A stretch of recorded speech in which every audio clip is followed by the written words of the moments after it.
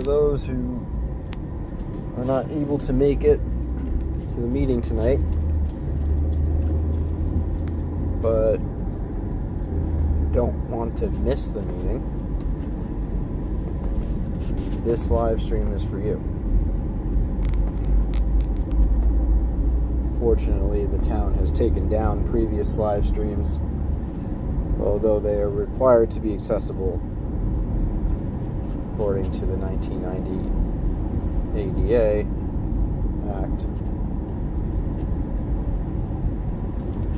But when local control is out of control, they get away with not following the rules. It's quite the rainy day today. Tonight. And we have a decent turnout in the parking lot. Awesome.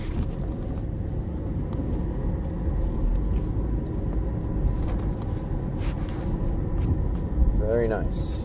Very nice.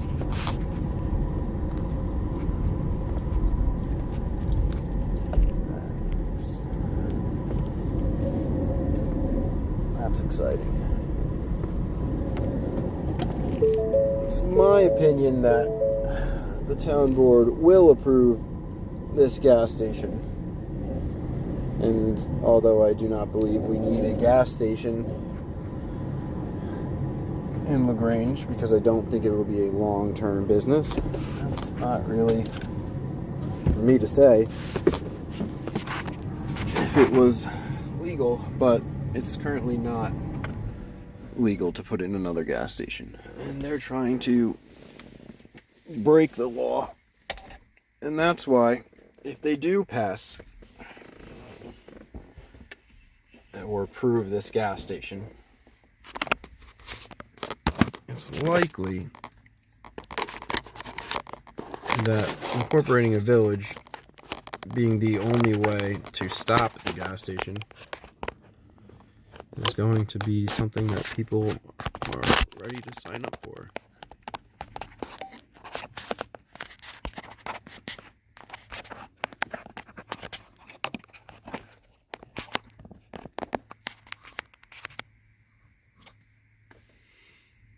So good or bad, it's happening.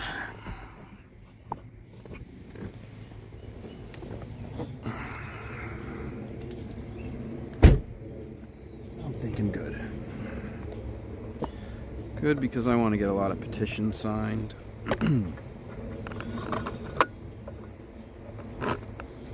Incorporating a village can happen for many reasons. But our goal is to preserve the rural character and agriculture that we have east of the Conic. Character that our town board says doesn't exist anymore. The town is not rural anymore, according to the town board. But east of the Conic, it still is. It's just under threat. And if we want to preserve our property rights, we can just incorporate.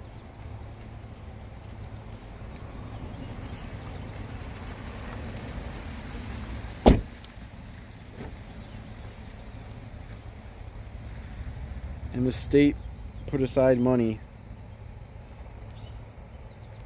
specifically for communities to do studies on feasibility and economics and what we need to help us run the village.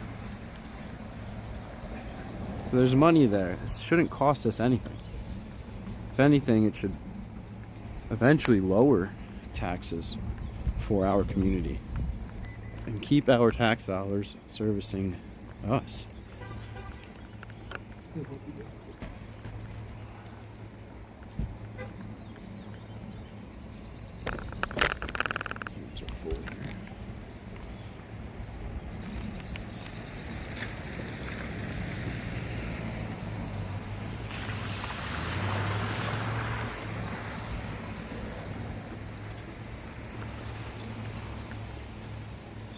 Parking lot is never this full. Not even for court.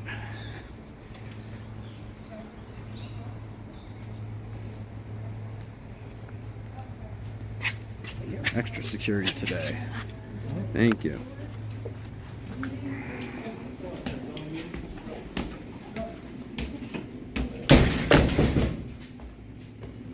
Hello. How's it going?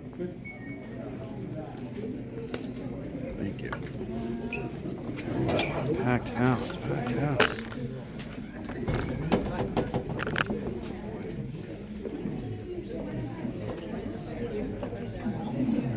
Camera today. Let's see everybody.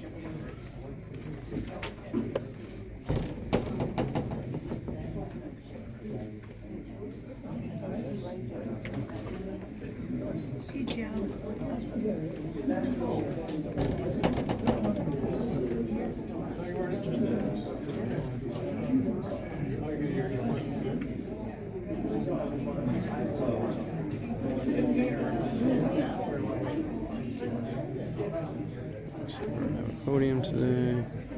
Looks like Kelly Robinson here, so I'll just keep it like this.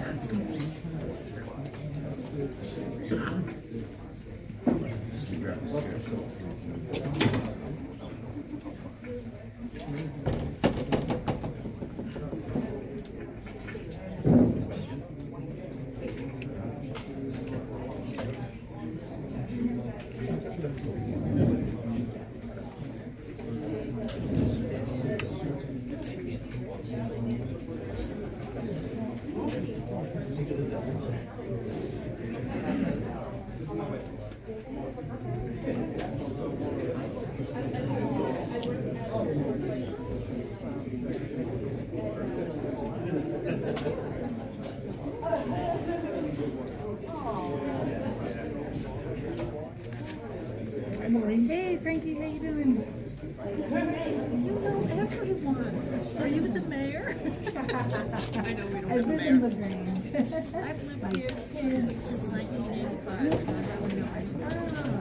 Well, I have no children, so I do that part of it, and that's where you Rotary. I'm a member of the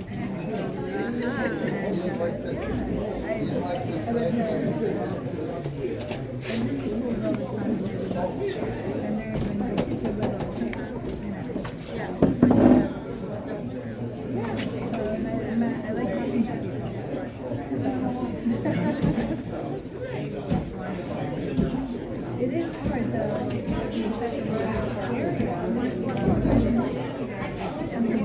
never left just the way the road was. So, yeah, I don't live in a I'm right down the road. Yeah. Which is good. It's nice.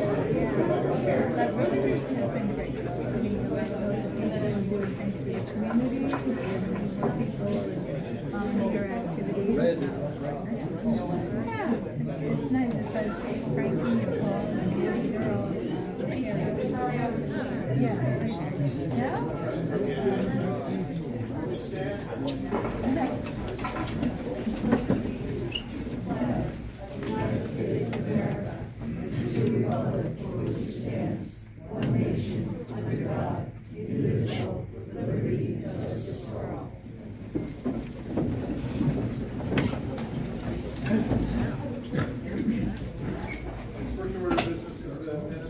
May 1st meeting, do I have a motion to accept the minutes as written?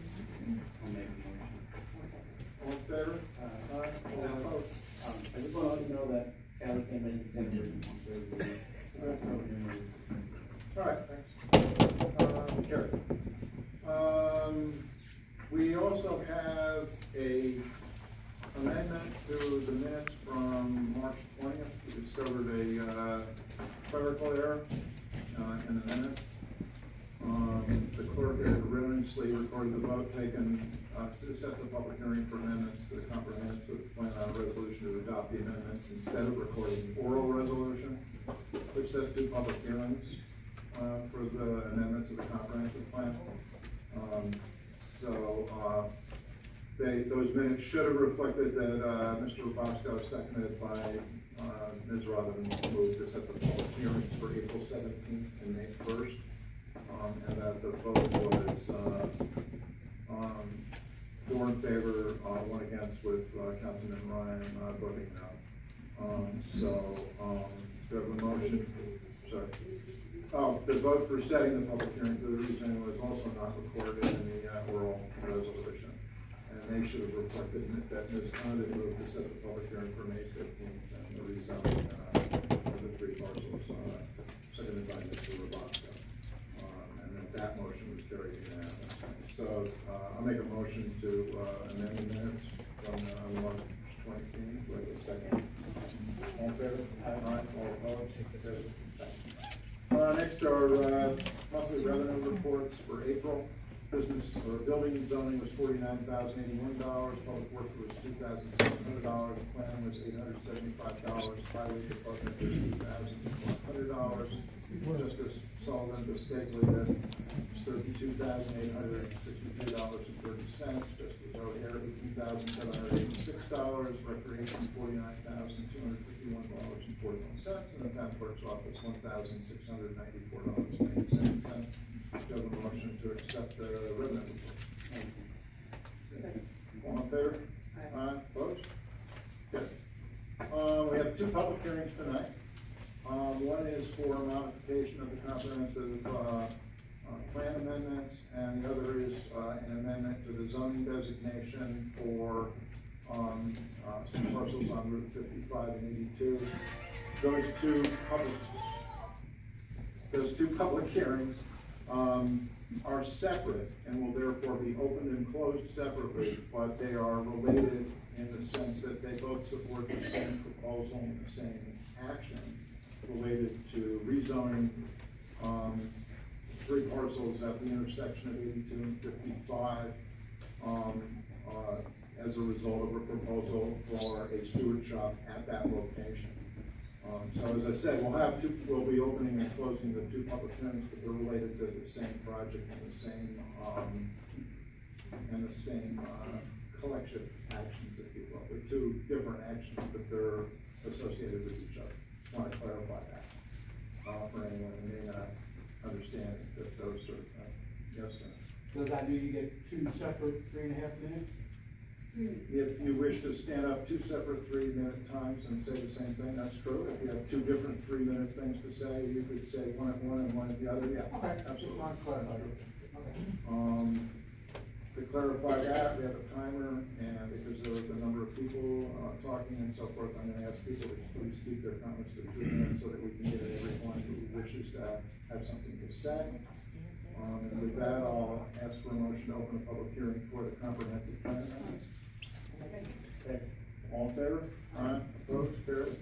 Please raise a hand if you want to have something to say and wait to be called on before you say anything. Sir? Ken?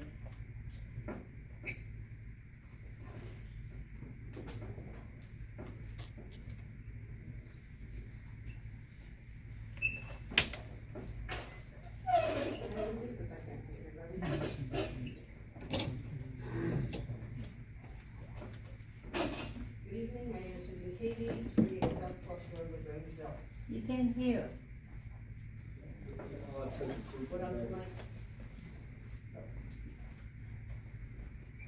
We can't hear you guys either, so you're gonna have to turn up the volume. No, we actually don't. Everybody's required to be able to hear you, see you, and identify you. You haven't been called on, so if Would you wait until it's your turn, sir? Good evening, my name is Susan Cavey, 28 South Park Road, Lagrange, New York. I've lived in Lagrange for, 36, 37 years now. So my first comment is, the town board was very, very clever in coming up with a way to rezone the 55 corridor after it was voted down last time. Let's tell the public, we're only rezoning 3 parcels for Stewart's, however, this isn't the whole story.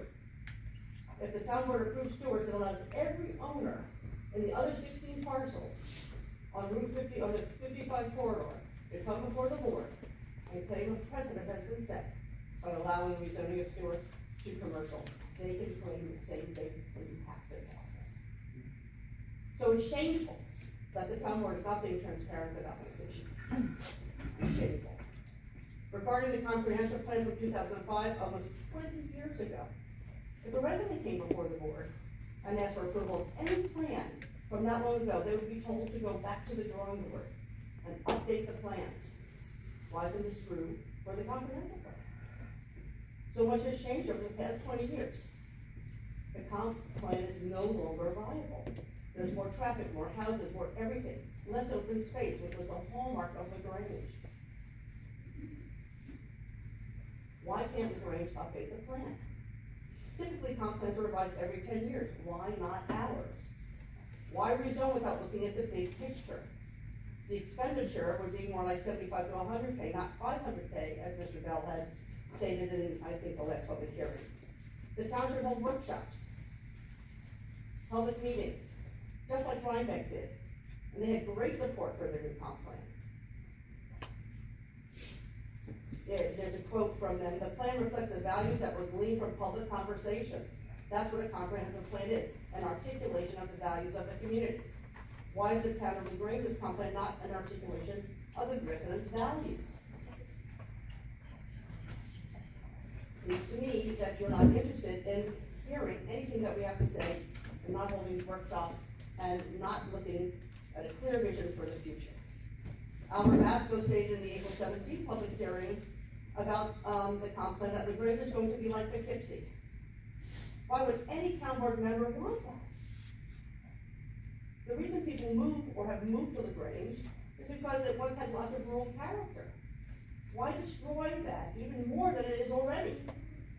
What happened to following the guidance of the open space plan that was worked on for so diligently and is still in effect today, and you're just closing down all the open space?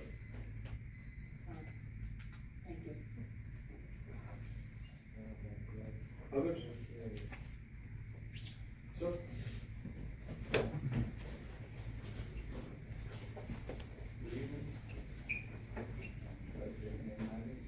You don't have to. Sorry, my father comes up here, but sorry, I can't believe it. So I just came up here, just wanted to clarify the misconception that, without, an obligation of this project, maybe my good friend Chuck hasn't entered my profile, and that's not the case. 5 years ago, when the ordinance, we actually wanted to be a part of the zone, and even this go around, we wanted to be a part of it as well. I really can't hear you. You really can't hear I'm you. sorry, I'm only public speaking. So, 5 years ago, we supported the rezone, the first go around. Our properties were part of the 19 parcels that were identified. So, even, and again, this time around, we're not opposed, we would like to be part of the rezone as well, since we're part of the 19 parcels. And I just wanted to clarify and clear any confusion or rumors that are out there that, there are people that are up and et cetera, the things that we've been hearing on the streets. And other than that, I'm still indifferent about the project, and, that's, as a resident, on my opinion, it doesn't matter for the rest of you guys, but that's all. All right. Others?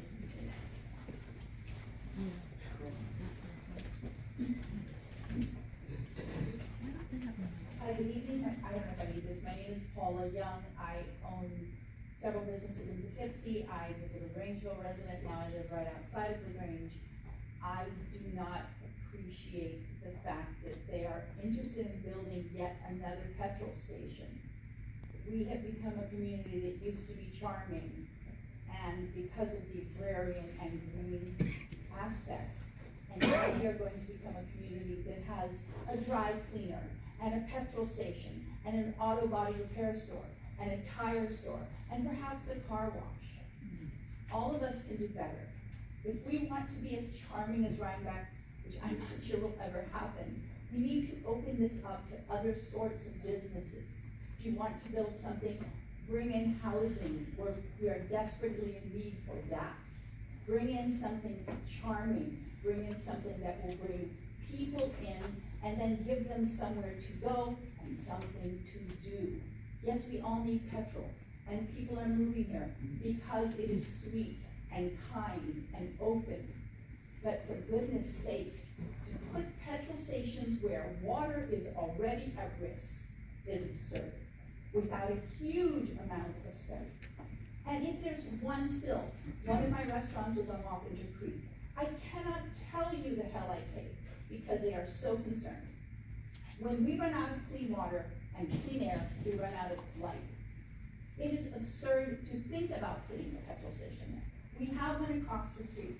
It's dinky, not pretty. Perhaps we could change some of the pretty up zoning rules. But my opinion, as a resident and as a human, is we do not need that.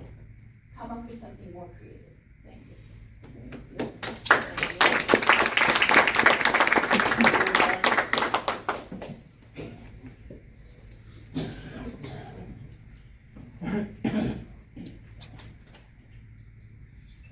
Good evening, members of the town board. Good evening, residents. My name is Christian Dukes. I'm an attorney with King & Dean, and I'm speaking on behalf of the gas station across the street, the Exxon. I sent some letters to you this afternoon, but I'm going to speak on some other topics right now. The first topic is the comprehensive plan. Comprehensive plan is a two-step process. The first process of that is the preparation. The first public hearing is supposed to be on community input and scoping, but the first public hearing on April 17th was really the proposal. It was what is being put forward. There was no community input at that public hearing, and that is required. It says in the town law, the first public hearing is to ensure the full opportunity for citizen participation in the preparation of such proposed plan or amendment. I haven't really heard any input. It's been, this is what we're doing. Secondly, I would like to clarify that the comprehensive plan is going to be switching the preferred land uses of 19 parcels. It's not just the 3, this is the first of 3. There are 16 more that are going to be subject to rezoning if the comprehensive plan is approved.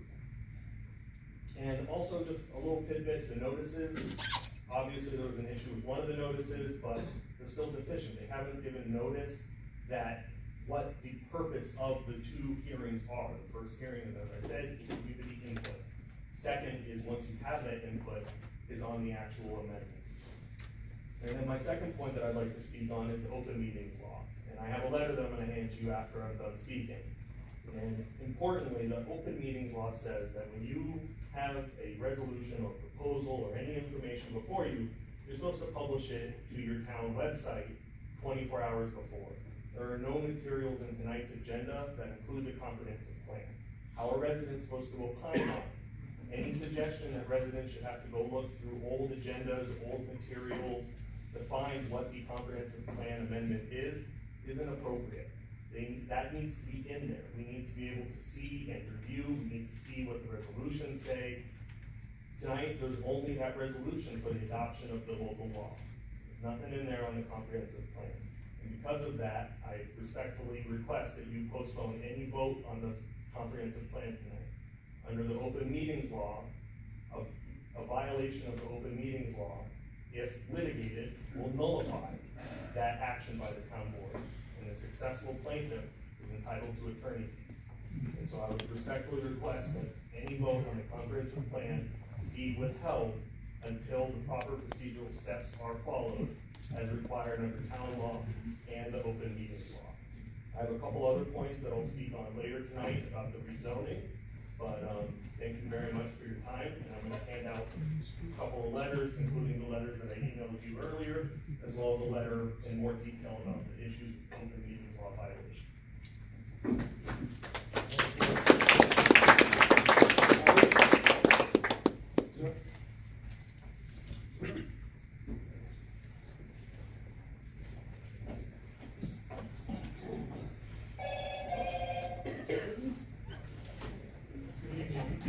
I'm Tom Clemens, I live on North Cross Road.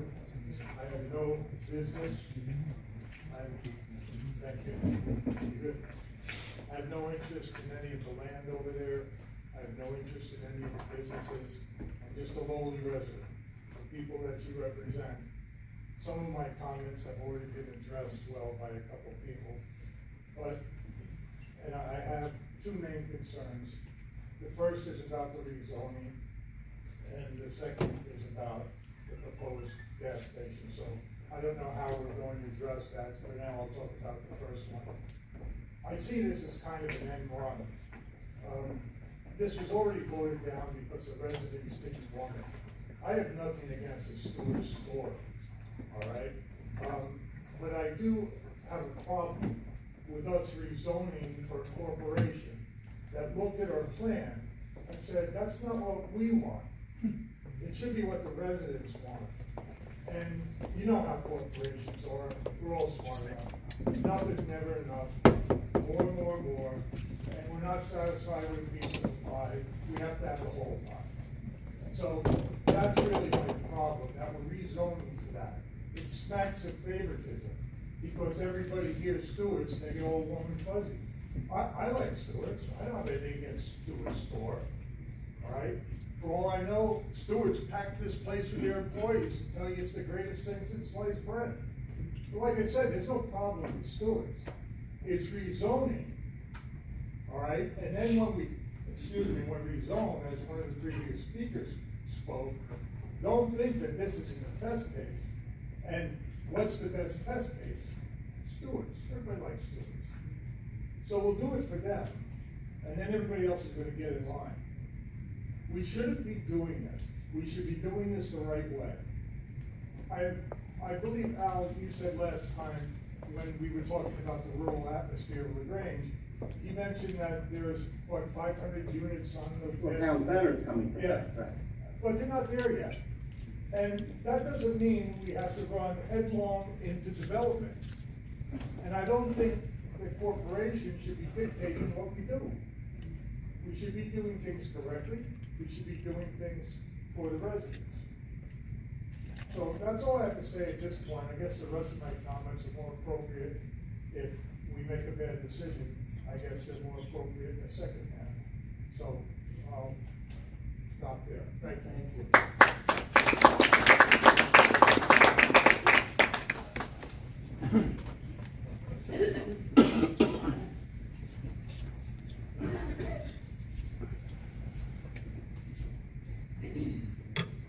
Good evening, my name is Tom Robinson, I live on Dr. Fink Road.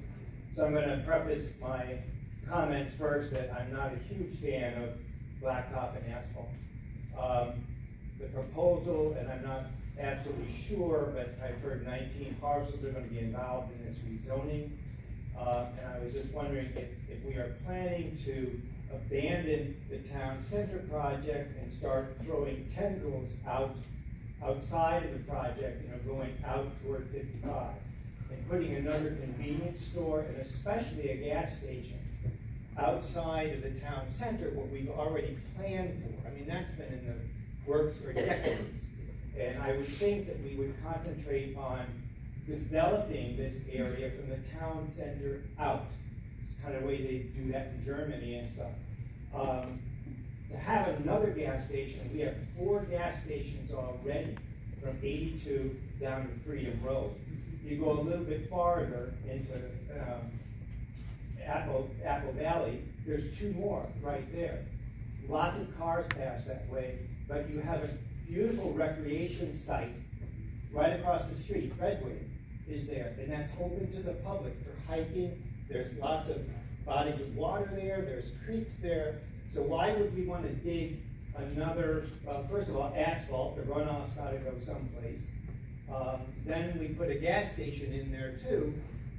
They're supposed to be safe, not leaking very much, but what happens when that starts to leak and get into the fresh water around Redwood and such? So I myself am not really keen on abandoning the town center and becoming, having suburb tendrils go out toward 55 and outside of this area. Thank you.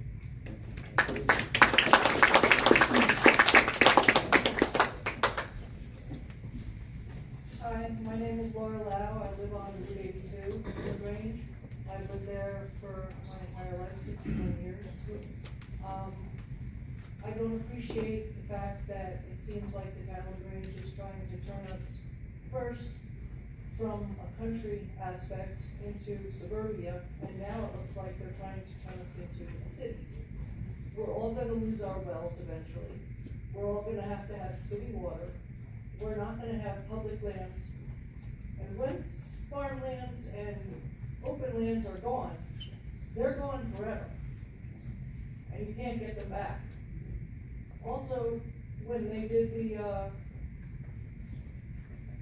credit union, they didn't take into consideration the turtles the landing turtles that are a protected species. Now they're signs in the parking lot, apparently you don't run them over. I don't appreciate the way the town is going about destroying my home. Before we move on, I'd like to clear one thing you said about the credit union.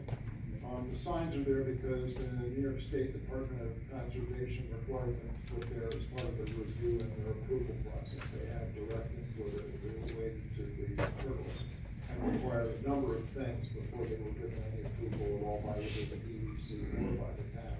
Can I say something on that? You can't interrupt me, no. The DEC was directly involved. The entire application was circulated to them as a required and involved agency. They responded. They had a number of things that were required by them to protect the turtles. The credit union complied with every single one of them, or they wouldn't have been given approval by the town. That includes the signs, as I said. There's also a wall around the entire parking lot, which is about yay high. The purpose of which is to keep the turtles from coming into the parking lot in the first place. And there is an area of land next to it that is maintained and put there for the express purpose of asking for the turtles as well. All of those were conditions of that approval, and all of those conditions were done, were put in place by both the DEC and the town before they got any approvals to build anything. Now you may ask me a question now. Also, there was a tunnel put under the road for the turtles also, which that wall leads to. Those were the DEC requirements. The bank's done a lot. That field that's So I just there- wanted to clarify that project was not done without any care for the environmental concerns at all. The environmental review is part of all proposed projects and is incorporated in all of those reviews and all of those approval processes. I just wanted to clarify that. And also, the person before you, this proposal for the zoning change is for 3 parcels for 1 business. It is not for the 16 parcels that was proposed several years ago before our time. And just so you know, the Stewart Shop proposal is not permitted in the town center area at all. The town center does not allow gas stations at all in their zone. So putting it there wouldn't be possible. The aquifer is in the town center zoning. It is not on these two. Sir?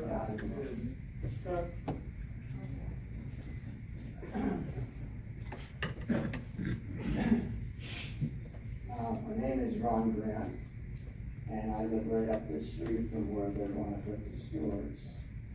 And I've been here about 24 years, and the people I met here are pretty nice. I'm not really against the Stewarts. I would like to see it come. I think it would be good for the community. I think there'd be the work for there for people who want to work. It's more than just a gas station. It's like a little grocery store. I mean, it'd be nice to come home and get a gallon of milk and just go up the street instead of going down to the market. And then, like the saying, took me longer to, shorter to shop and longer to get out. So, and I used to go to Stewart's all my life. I like their ice cream and everything. And I go there for lunch and stuff. But, the location there, I think it's a nice location for Stewart's.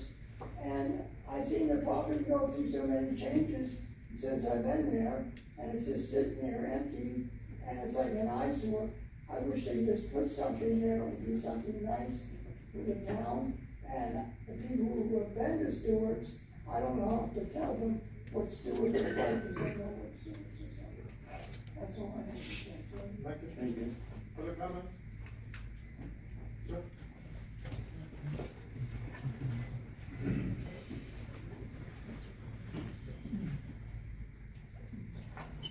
Hi, my name is Walt Scusa. I live on Rossway Road, town of Lagrange. I just want to say, with this whole town plan and everything, that maybe we put the cart before the horse, and there should have been some kind of a review of the comprehensive plan before we looked at this particular item to rezone. They did an amendment to the town plan in 2018. Obviously, the town's horizons have changed. From 2005, where we wanted to maintain the small town feel, and population's gone up, and in 2018, you changed the town, amended the town plan, comprehensive plan again, and maybe it needs to be looked at again. I mean, 18 has been 6 years. I don't know what the shelf life of a town plan is. But maybe that's something that should be looked at before we move ahead with this. I mean, I know that the resolution says it's a 2-year window. I don't know where we are in that window, whether you have time to look at the plan and see if that needs to be changed before you start doing the different zonings, and then you wouldn't be doing spot zoning. You'd be following your plan and seeing what the development should be, if there should be development, and what kind. And to do the amendment, I would assume there'd be a lot more community input. So, as the original plan says, you want to minimize the contention between residential and non-residential uses. And I think that would go a long way to help that. And thank you.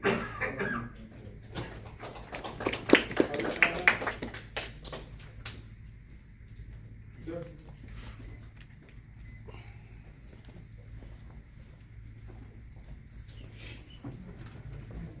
You want to go first? All right.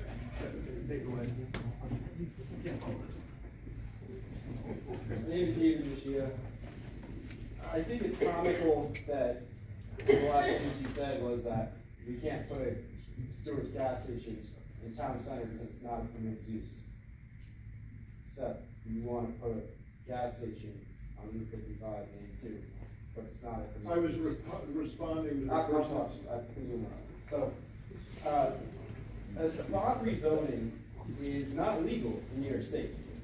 A spot rezoning is when you're rezoning a parcel for one person's benefit. And so, the only way that you can have a rezoning like that is if it's for the benefit of the people, the benefit to match the comprehensive plan. So what these guys are doing here is that they're hiding the fact that this is all for one business, the benefit of one business, and they're amending our comprehensive plan so that they can get away with the spot zoning. But it's still for one entity. And yes, they're gonna open it up to every other parcel there because they set the precedent. They can't argue if somebody else wants to come in and rezone. That's just how it is. What you're seeing here is a board that disregards the rules, disregards open meetings, and they do this all the time. And the only way to gain control of this local control that's out of control is the most American thing you can do. Did you keep your subject Can you on the please comprehensive plan? No, I'm not gonna put up with So you the telling me what comprehensive plan- This is my meeting, not your You meeting. can't interrupt me. I can interrupt you. You cannot interrupt I me. can interrupt you because I'm going to tell you to stay on topic. This is a public hearing. You can't just pontificate on whatever you choose. You have to keep on topic, and if you don't, you'll have to sit down and stop talking. So talk about the amendment to the comprehensive plan, and you can finish your talk. Are you done? Yeah. So if anybody's seen the amendment for the comprehensive plan, you know that the town really needs a comprehensive plan, a new one, as every other town does. And yet, all of our money is being stashed, as the comptroller of the state just put out a report that we've got a huge surplus of dollars that isn't even allocated. You're getting off topic again. It all goes towards our comprehensive plan that you keep refusing to do for the town. So what I think the most American thing we can do is create our own village. This is like a. Now you're off topic and you're out of time. And it would be part of the comprehensive plan that they would address a village that is east of Wisconsin. And I have a petition here. Anybody that wants to keep their property values, keep their property control, their Anyone else property who rights, wishes to talk? keep their tax dollars here with us, they can just sign. And stop the gas station.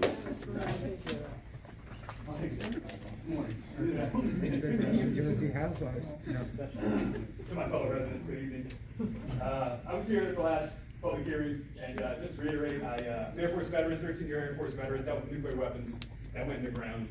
Thank you. Right now, thank you. You're putting them in the ground? I see the opposite. I also now work for environmental health and safety. I work on the company side though, and I literally fight the DEC every single day. So I'm very aware of what it takes to do these types of permitting, to trust the engineering that they've done. And I don't know about everybody, but engineering drawings that you all have been submitted, we appreciate that information, but they've been submitted by stewards. Engineering oftentimes can't be trusted. So I will just say that, and that's exactly what I specialize in. I fight the DEC, like I said, every single day in these issues. And underground storage tanks are a thing of the past. They just simply are. It is not the best use for that piece of property.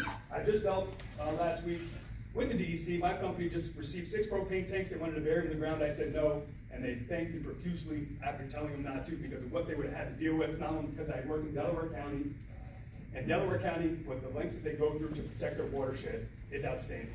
And we in Dutchess County need to think about the exact same things, which our Congressman Mark Molinaro is on board with that. So maybe look up some of his teachings or what he said about it. I also own multiple properties in Dutchess County, which is something I didn't disclose last time. I have rentals, I have commercial properties, I have land. So I am not by any means against developing. But it's just like everybody else said, all the residents prior to me said, it's very important that we open that master plan because that is a beautiful piece of property right across the street from me. And that's where I live. I live at 2295 Route 82. That is a great piece of property that should not be given to stewards because our water quality is an issue. When I applied for my VA loan to get that property, I had to get an exception to the VA lending guidelines for water quality. Burying those tanks in the ground will only make it worse. And I implore you, don't think about me. Don't think about the DEC. Don't think about the business I'm trying to start on that property. You think about that little girl that's sitting in that seat right there. And you think about my unborn daughter. This is that woman right there. And think about her water quality. I can't raise kids here if they can't drink the water. I gotta tell you that. And it's bad enough already. I'm not against redevelopment. Like I said, I own property. If you approach me, come to me, but not with a gas station. That Four Corners is a beautiful piece of our county. It's something that should be treasured. It's something that should be utilized properly. And again, I'm worried to think about my daughter, my unborn daughter, and me when it comes to water quality. So, thank you.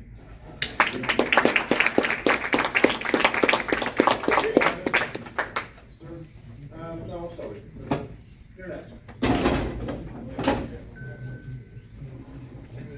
My name is Wayne Tomasi. I live in Lagrange, Farmore Road. I've been there since I got out of the service in 1979. I'm in support of the stewards and the rezoning area. The way I look at it is to come pay the town taxes. I leave Farmore Road. I drive down Billings Plaza, which is empty and deteriorating, had to be all cleaned out. Then I make a right-hand turn where a whole Montessori school was ripped down because it was full of asbestos. And then you go past the Lion Oil location, which is probably what you're concerned about behind the property. And you keep going down, you get the Page, which is down, deteriorating. Then you get the Kelly's, which is down and deteriorating for years.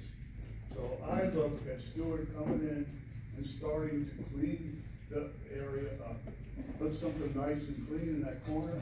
It's a public place, but a place you can sit down and eat. But that's what I'm looking for, is to somehow start to fix that area between 82 and the Deconic Parkway.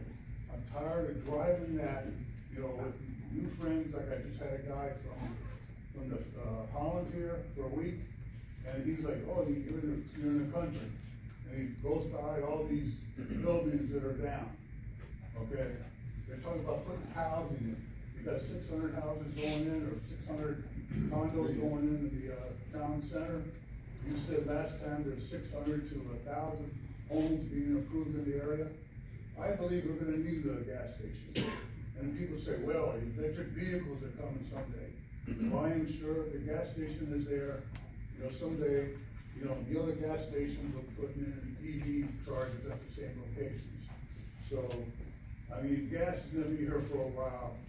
I believe that didn't the environmental already say that the plans that, you know, there's no environmental impact for a project like this. It was already approved by the board a couple of years ago. So again, I'm for it, and I believe that, you know, there's a good way to start the cleanup of the 55 corridor between 82 and 50 and the Deconic Parkway. Thank you. The first I call in the back.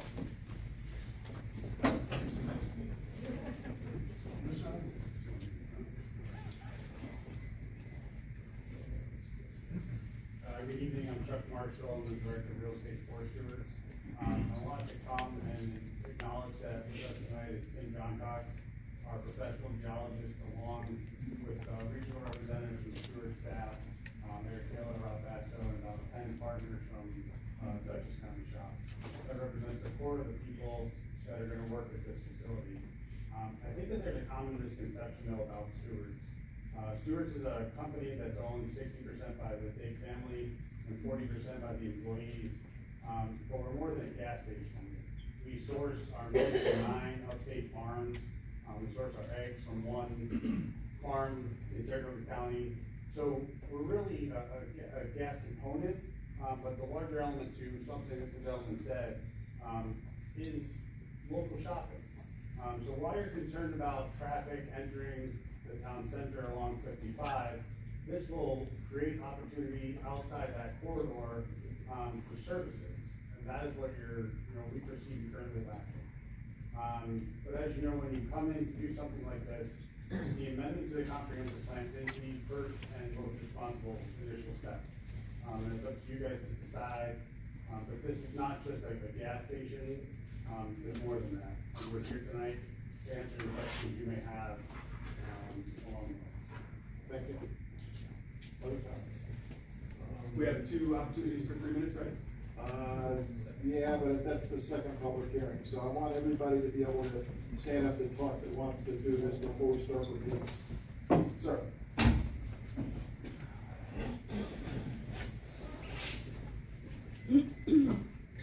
Hi, I'm Peter Lucas on Skidmore Road. We went through this about a year ago about these 16 parcels, and I'm a little confused because last week or last meeting, I was told this isn't spot zoning, and the other properties are not in play. Now I just heard an attorney back here telling me that these 19 properties are in play. They're not. I can clarify that. Okay. The comprehensive plan amendment affects the order. The rezoning request is for 3 parcels. And now is that... And on top of that, the rezoning request is dependent on final approval of the project. So if the project doesn't get approved, then the zoning goes away. That's right. In other words, they don't get, it doesn't automatic, it was a comment that I heard in the audience, I thought it was a comment, what happens if this doesn't get approved, now they're commercial, right? What happens if Stewart's doesn't get approved by the planning board, or the business deal goes back, for whatever reason? That was a really good, that's why I asked for the amendment to be And changed. that's why, right, that's why So the that if resolution Stewart, tonight, I'm sorry, that's the reason the resolution tonight is called an amended resolution, because that's what the amendment that was made to it was to add that stipulation that says, should this project not get approved, then the zoning reverts back to the original and goes away. correct. Correct. Correct. So, It's dependent on the approval of the project. so, I'm just gonna say this and then you can correct me, okay? So the way I understood it was, this wasn't spot zoning because we were gonna amend the comprehensive plan to change it from preferred general business to preferred commercial. That it's not, that's not. It's more complicated than that. Okay, finish up and then I'll answer that, all right? I don't get that. Spot zoning, Are we going from preferred general business to preferred commercial? For yeah, Stewart. for that location, yes. Not the 16 other? Correct. Correct. Is that correct? Okay, well, we have a county attorney, is that correct? So I'm gonna repeat what you said, the comprehensive plan amendment addresses the building, and that is the comprehensive plan, zoning needs to be in compliance with the comprehensive plan. There's statements going around about it opens the door or anything. Right, we I can think hear that, that's a different argument. Okay. Well, and I think, that's a bit of an exaggeration, because every application is gonna be considered on its merits. The zoning application addresses 3 specific parcels this evening to amend from general business to commercial. Also, And the amendment? What is that? The zoning amendment is from general business to commercial, For those 3 parcels. for those 3 parcels. Not the 16. Correct. Yeah, That's correct. and also, if, I thought, my understanding was the reason why this wasn't spot zoning is because that was a commercial corner. Really, the whole corridor was commercial at one time, it was changed back during the comprehensive plan. Right. Then it was changed back, wait a minute, but this corner is a commercial corner, my understanding, tell me if I'm right, because there's a gas station across the street. It is a commercial corner on 2 state roads. Now, Because there are first of all, I similar- have no intention of even looking at that corridor in the next, this was enough, but it would be different in the corridor because they don't have, we have a lot of non-conforming commercial in that Spot zoning is corridor. a frequently Right, misunderstood. it's not legally spot concept. zoning, am I correct? People hear the term spot zoning and they assume it means just a rezoning of one parcel. That is not correct. Okay. It has to be a parcel that is rezoned for the benefit of one to the detriment of others, and I think reasonable minds can disagree. It also has to be different from the surrounding area. You have similar land uses in this area, similar zoning districts. Right, that was my understanding. So because there's a gas station, it's on 2 state roads, on a commercial corner, and it's then. There are also other commercial-like parcels. That's in why, that area as well. Peter, that's why we had so much commercial there, because that was commercial. And just full circle, so we've heard about the eyesores that, the old metal shop, Ryan Oil. Coming back up there a minute, Ryan Oil is owned by the Pages right now, but I talked to the owner of those tanks across the street are in full use, full all the time. They wanted to buy the other place again, but, the Pages want to lease it, so it's not that it's not marketable, it's that, somebody wants a long-term lease, probably for another big project. Well, I guess my point is, the eyesores that are in that corridor now were brought there when it was commercial. Right? And if you look, there's Right, probably, we're going. there's about 20 businesses that fit under the general business zoning regulation that are thriving in that same corridor. I would bet there, I can be, from there list them, but you don't believe. No, actually, one of the reasons why, I believe it totally, you had some good arguments last time, and I wasn't on the board then, that you didn't want Jiffy Lubes and stuff like that, and, we aren't considering changing that corridor. Right, so there's Planet Fitness, Lawrence, real estate. Give them another. There's an attorney's office, there's a pool guy, there's Robo Deli. Insurance, there's. With all due respect, those are not in the area that we're talking about. What do you mean, they're across the street? Quarter mile, I don't know what you're talking about. No, you don't. Those are town centers, they're nowhere near what we're talking about. That's your supervisor. Oh, you're talking about in the plaza? Okay, I got it. All right. That's ridiculous. Cool guys, that's not for Robo's Deli, is not for, that's that whole quarter that we're talking about. And so all the properties that we dislike were developed under this commercial zone. So we're going back to what trashed that area to begin with. I mean, we're slowly getting this town fixed up. We finally got that gas station, what it got. I mean, it took forever. Anyway, I know I'm over my 3 minutes. Can I give you a little spiel here? I gave you that Yes, 2 you minutes for long interaction. I kept stopping you. Thank you so much. Save it for the next public hearing. You know, the second half? Yeah. Okay. One last thing, just Susan, I don't know if you got that email. That was something these board members had gotten previously. And basically, all your decisions today are based on this environmental review that was done when they were trying to do the whole corridor. And after I went through, it's like 80 pages of stuff. But going through, I found so many inconsistencies. Anyway, a lot of inconsistencies, and we need to talk.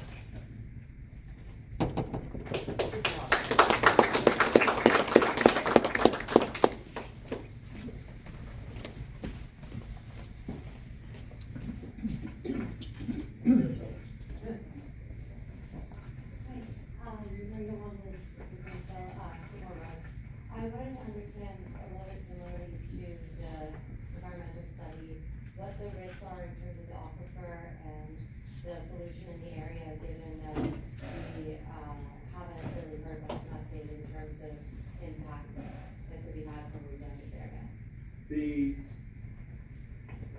There was a zoning proposal pursued some number of years ago that involved 19 parcels, including these 3. And there was a full environmental impact statement prepared at that time, which runs somewhere around 80 pages or so, which evaluated a number of environmental impacts, including potential impacts to groundwater. That environmental impact statement concluded that there were no significant impacts to any environmental issues at all. With respect to the aquifer, the nearest aquifer is located more than a half a mile from that site.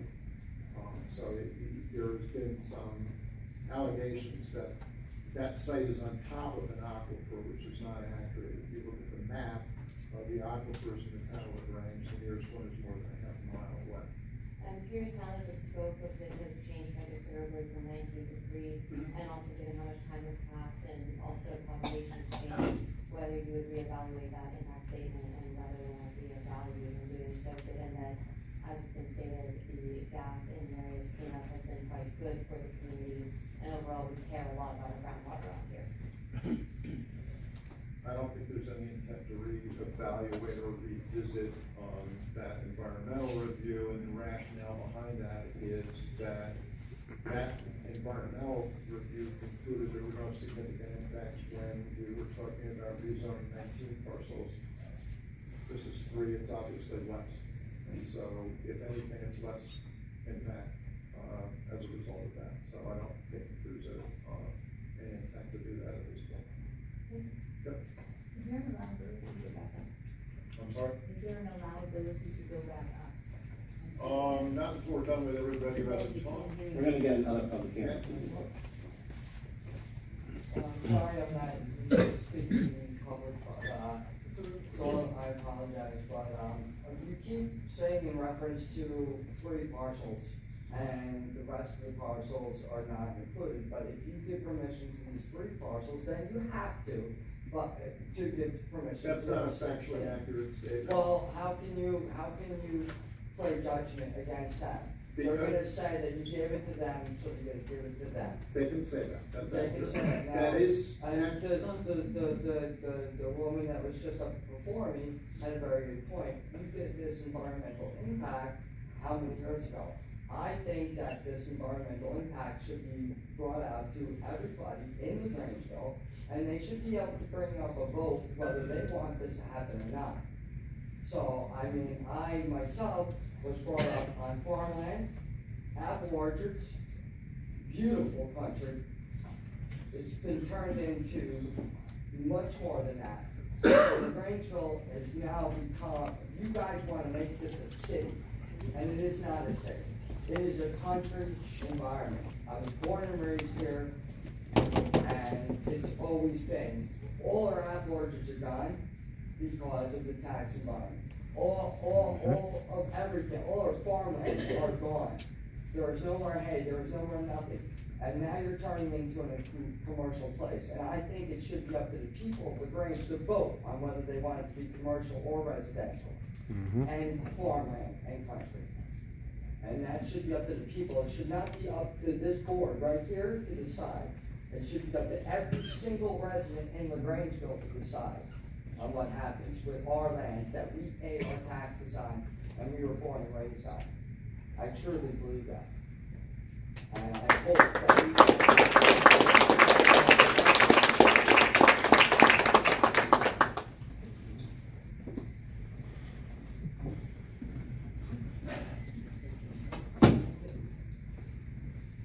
Hi everyone, my name is Melissa Gannon, my husband spoke earlier.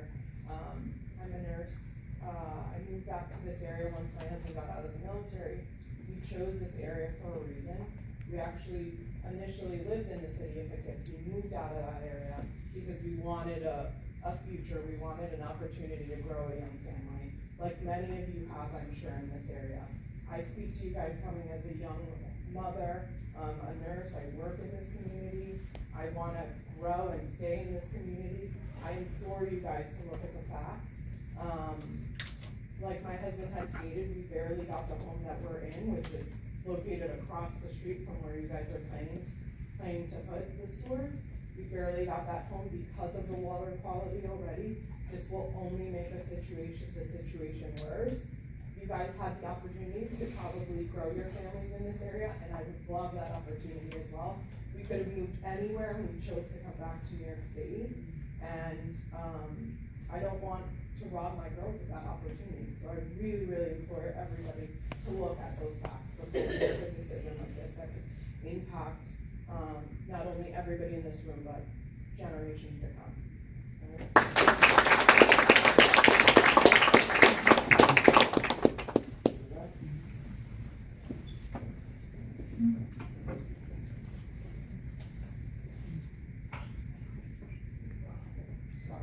Tom Clemens. I was gonna hold off to the second meeting, but these issues are getting so commingled, that Mr. Bell, is it correct that Stewart's could build their store right now if it wasn't for the gasoline? Yes, that's true. All right, so the problem here is not Stewart's, okay? If we all want Stewart's, let them go in, all right? We're here, this whole thing is because of gasoline.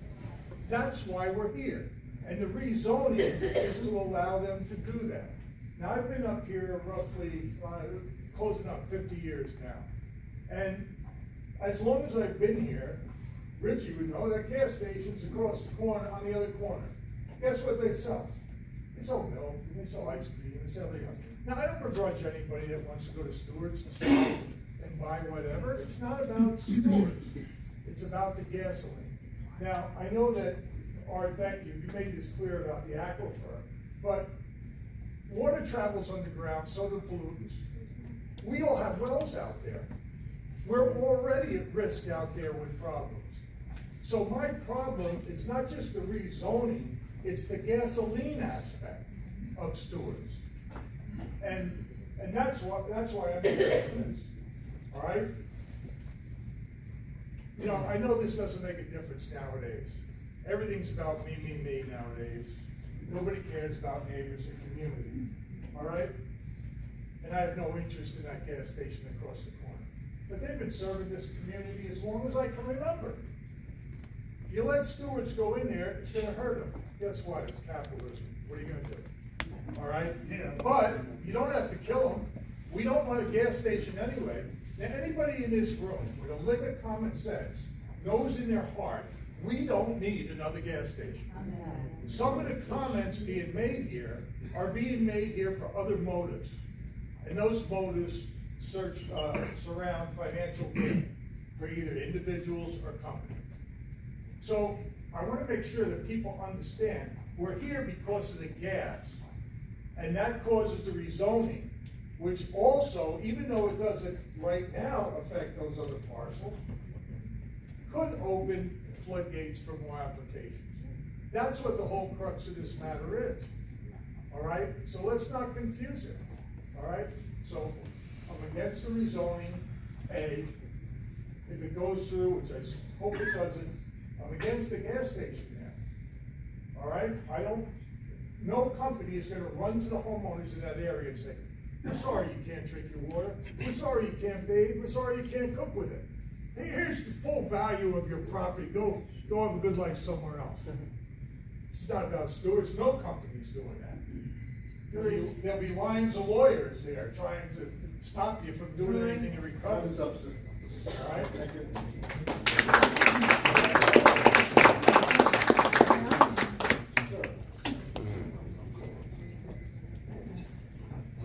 Supervisor, good evening, ladies and gentlemen of the board. My name is Cellini. I own the property across the street. Can you hear? Sorry. How about now? Better? It's directly across the street. Or the only other vacant. Good evening, Madam Clerk. I haven't seen you in a long time. It's good to see you. Councilman Condon, we're here to talk about, comprehensive plan. I propose to you, how about we amend the plan? And we lean in to the agricultural history. We leverage it. Instead of running away from it, we run towards it. I think it can be done. And we can not only preserve the character, but promote some appropriate form of development where everyone's property value over there are enhanced. And I think we can do it. I don't think it's gonna cost $500,000. I think it's gonna cost a lot less. I think you're a reasonable person. I think I'm a reasonable person. You think we can do this? Okay. That's it. To the second. Yeah. Thank you.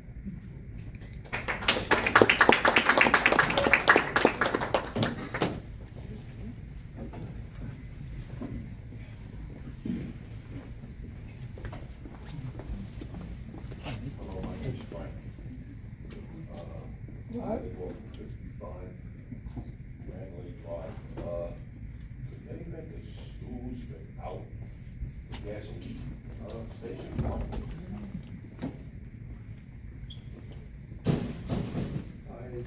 That's not for me to say.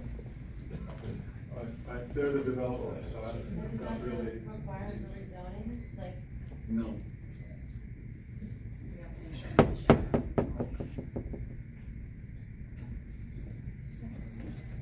I'm sorry to go back up. I presume that Stewart's already owns the property, is that correct? I believe it's in contract depending on approval of the project. That's typically how developers acquire property. They enter into contract, but the contract is dependent on them getting approvals to actually do the project or the contract. And therefore the sale would go away? Correct. Okay, so, and I understand that whoever owns that property would like to sell it, I'm sure, because it is sitting vacant. But my query is, why have we not encouraged Adams Fair Acre Farms, the fruit market in Hopewell Junction to open a second one? There are so many other options. And since Stewart's was so happy to tell us that they buy their eggs and their milk locally, then why doesn't Stewart's perhaps amend their business plan and make it more of a farmer's market? There are so many other, I'm listening to all these nice people, these people who really care. You guys really care. But it seems like you've already decided. And it's not right unless everyone has a say.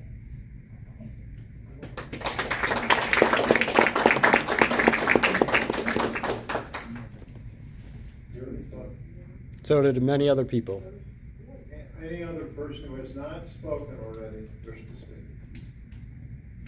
Do we want to have seconds, or do we want to close and go on to the next meeting? Can I just ask you one question? Will this go to vote, or do you guys decide? The public has no voting in these kinds of projects of any kind. Sir, you can speak. What goes to referendum is very specific in state law.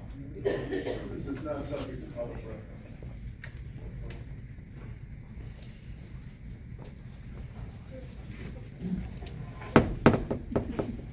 Please confine yourself to talking about the subject. So the subject which we've all strayed from a lot is the comprehensive plan. And I've read the comprehensive plan, and it's long. And I don't think you guys have, because it was released somewhere around 2005, and it's a lot of copy and paste from a comprehensive plan from like the 80s. So it's all really old info. The newest car in there is like a 1995 in pictures. So interesting thing about your water, and there's a misconception, the word aquifer, that's not where you get your water from. Your water does not come from the aquifer. Your water comes from the ground. All right? The aquifer is so deep, you don't even touch it. What you do get is your groundwater supply. And in our comprehensive plan, it notes what kind of soil is right there. And that soil there, can you tell us? You know it? Off the top of my head. No? I mean, that's one of the most important things to all these people here is their water, right? That's why they don't want a gas station. If it had nothing to do with water, they'd be fine with a gas station. But they live there. They want their water to be clean. And that soil there takes 18 inches a year of groundwater. And that's what feeds your wells. Not the aquifers that are half a mile away. It's true. There's no aquifer there. But the ground there, the soils, feed the aquifer. And they feed you. All your wells suck up from that soil that gives you 18 inches of water every year. And if you get any leakage from any business there, it's going into your wells. That's it. We don't get our well water from aquifers. There's a big misconception here. You're letting them think that. No, I'm responding to people talking about it being built over the top of an aquifer, and it's not. It's not. Simply responding. There's no to aquifer comments. there. And none of you live over aquifers either. That's So- not true. Okay. Go ahead, prove it. Because you Okay. didn't read the plan. This is what corruption looks like. And if you join the village, You'll be broke like him. yeah, if you join the village, you can stop the gas station. Other You can comments? protect your property rights. Champ.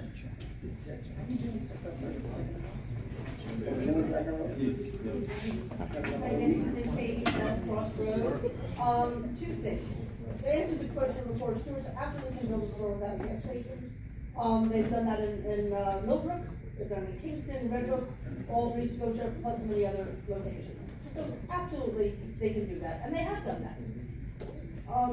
In terms of our wells, Alan or Mr. Bell, please remind me if it's true that you said that there will never be public water east of the town center. I would be very hesitant to use the word never and ever in any sentence of any kind, because that's a long time.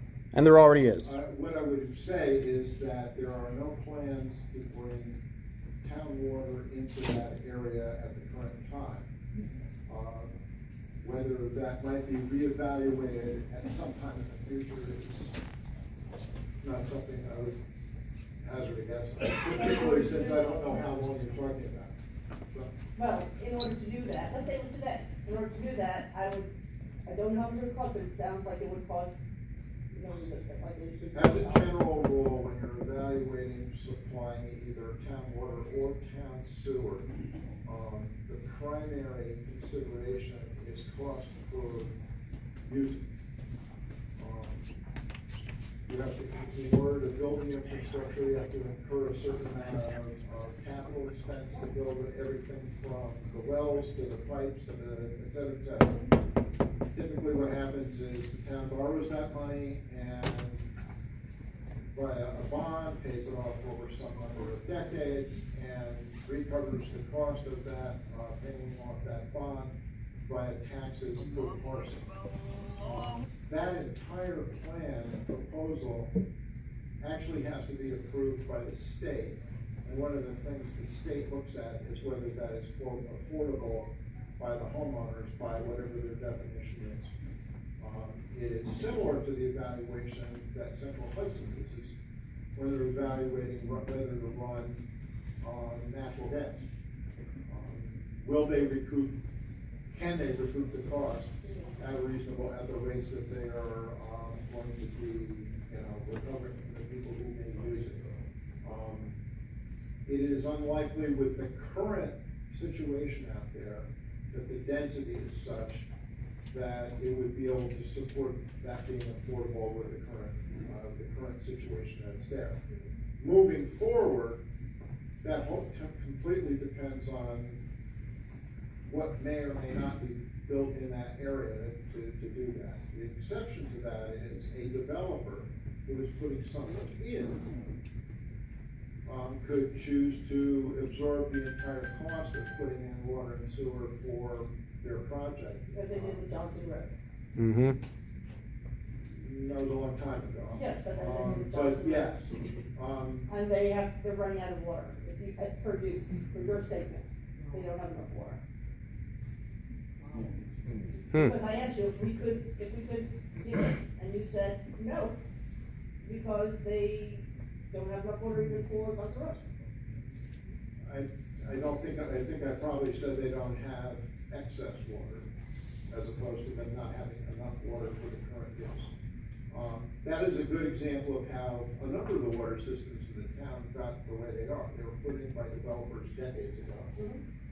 They were run as private water systems for quite some time, and then at some point they became taken over by the town, primarily because the owners could no longer afford to keep them up. We have several of those across the town. We also have extensive systems that we've put in ourselves as well. But to answer your question, I would never predict what will ever or never happen, because decades are a long time and a lot of things can change. Somebody in the 50s trying to predict what would have happened in this town would have failed on a number of levels, I suspect, so I wouldn't do that. Right now, the density of use in that small little area makes it unlikely that it would be able to be financially feasible to put a water system into that area with the current brand. So this is a little bit uncomfortable. My next question is, again, about, I know that it's not 19 parcels, 3 parcels. However, you will create a back door for every one of those 16 parcels. And when Peter Lucas was asking that question, you said that wasn't true. You're creating a back door for them to come in and ask for the same thing to be commercial, and you said you don't have to approve it. No, you created the precedent. What I said is that a number of people have said we'd have to grant that. That's a factually and inaccurate statement, and the reason for that is no one is entitled under state law to a rezoning application.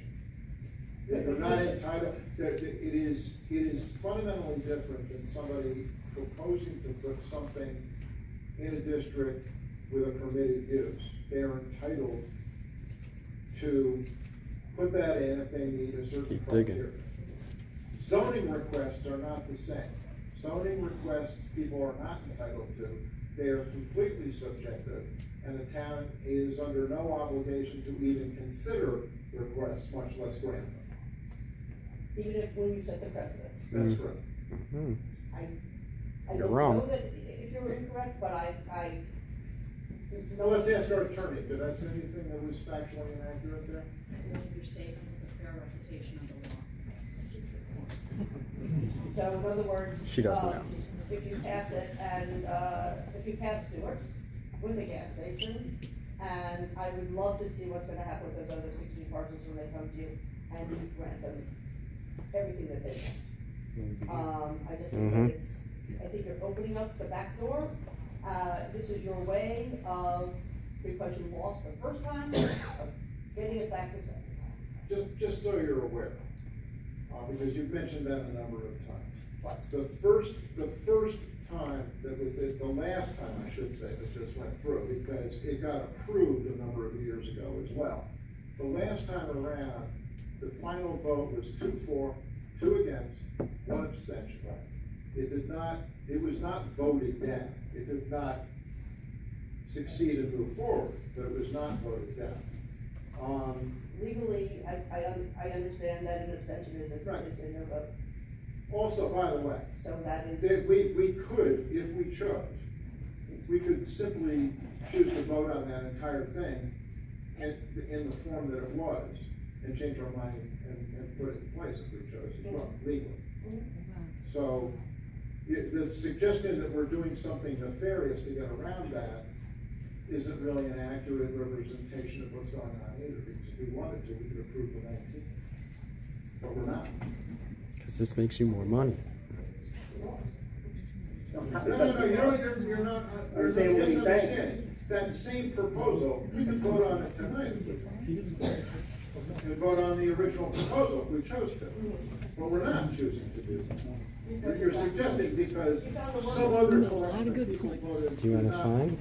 I don't know anything about it. Do you have? That we could never move forward, and again, that's simply not an accurate So I think representation. my goal is that the I don't know that I live close enough. You know, I think that. And I'm telling you, that's not an accurate representation. Please You continue. can agree to disagree. The last point is that Peter made, which is, if all these commercial businesses have created the eyesore that everyone keeps talking about, why make it commercial again? Doesn't make any sense. Right? Other comments? An extension is not a no vote under the law, it says that no action is taken. Right. Good evening. My name is Eric Kaler. I'm the regional manager for Stewart Shops. I oversee over 50 locations throughout the Hudson Valley. Resident of Dutchess County, originally from Dutchess County. I have 2 young daughters that live in this community. And I will tell you, just being an integral part of the operations, as well as the safety procedures that are out there, I trust our products. I deal with our product every day, not only within our stores, but outside of our stores. Hence why you have so many people here from Stewart's, just, again, supporting it, because they believe in the product.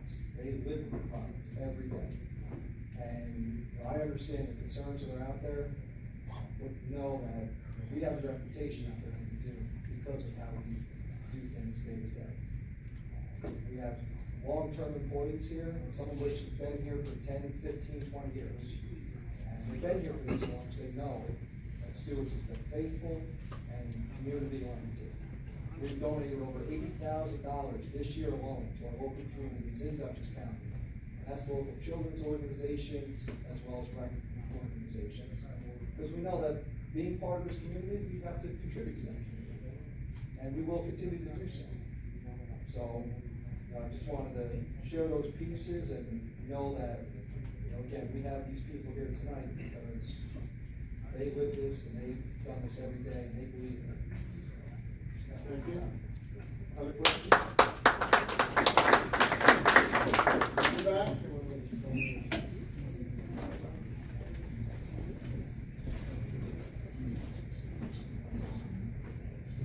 Hello, I know all of you know who I am, but for those of you who don't know who I am, my name's Randy Aldrich.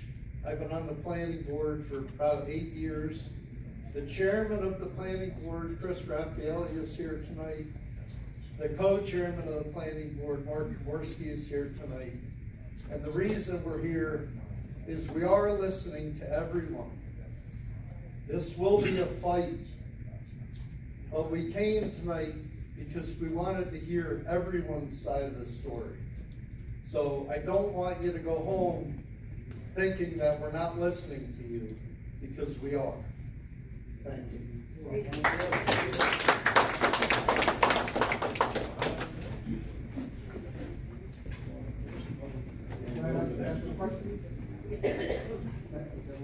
Well, we wait for the second one? No. All right. Maybe it's the second. I need a second.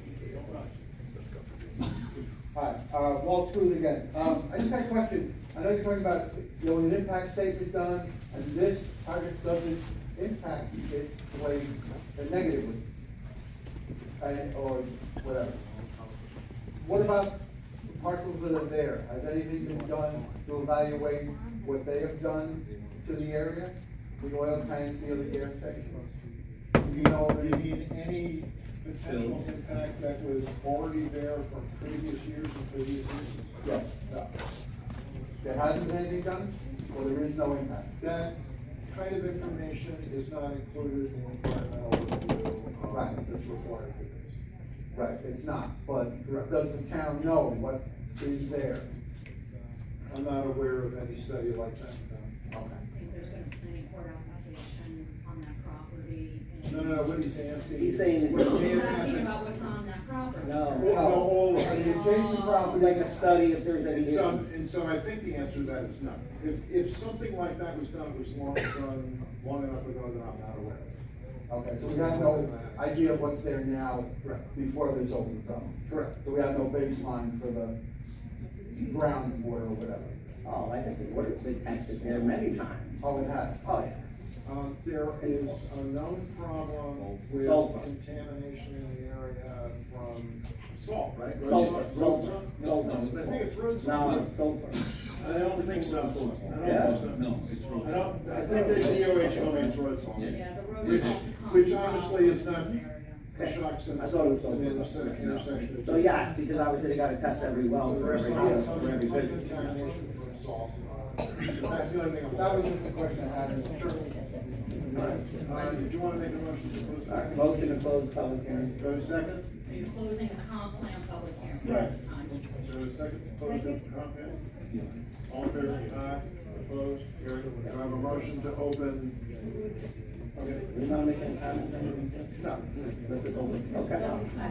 If I could make one comment. Sure.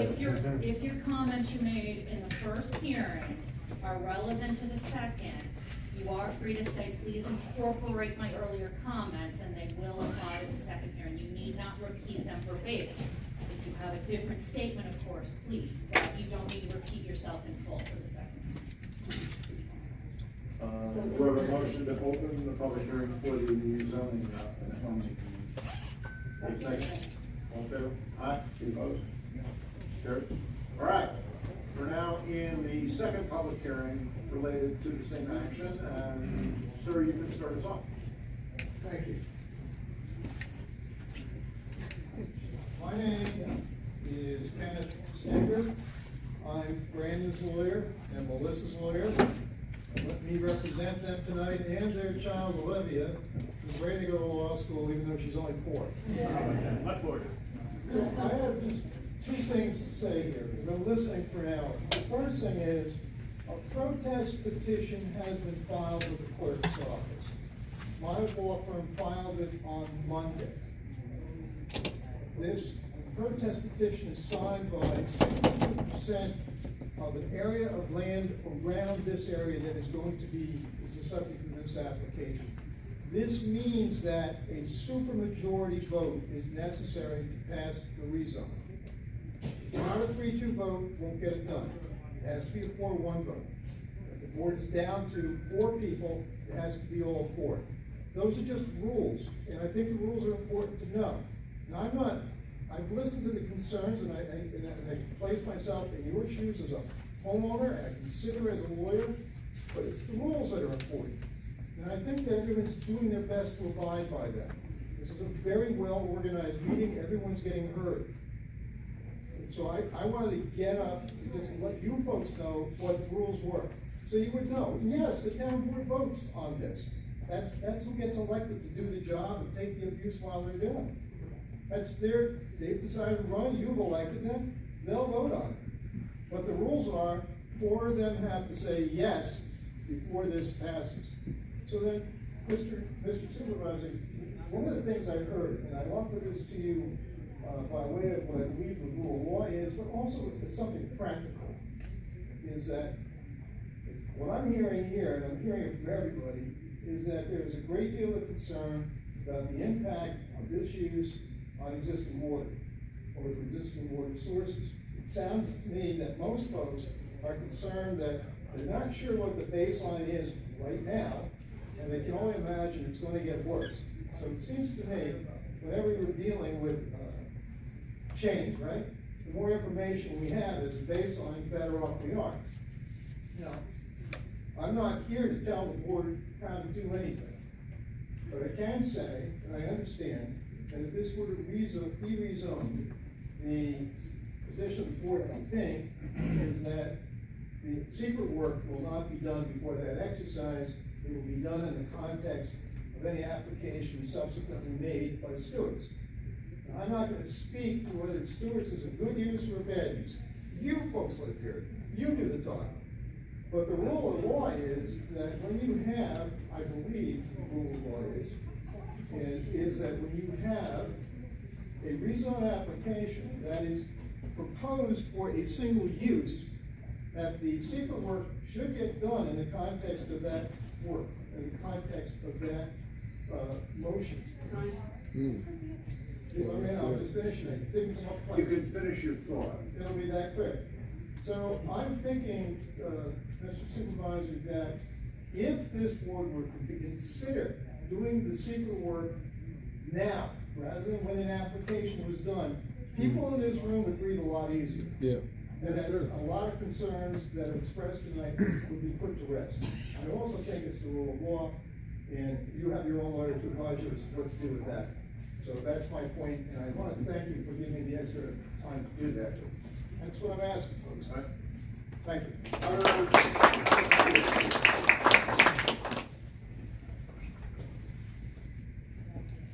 Other comments? Sir.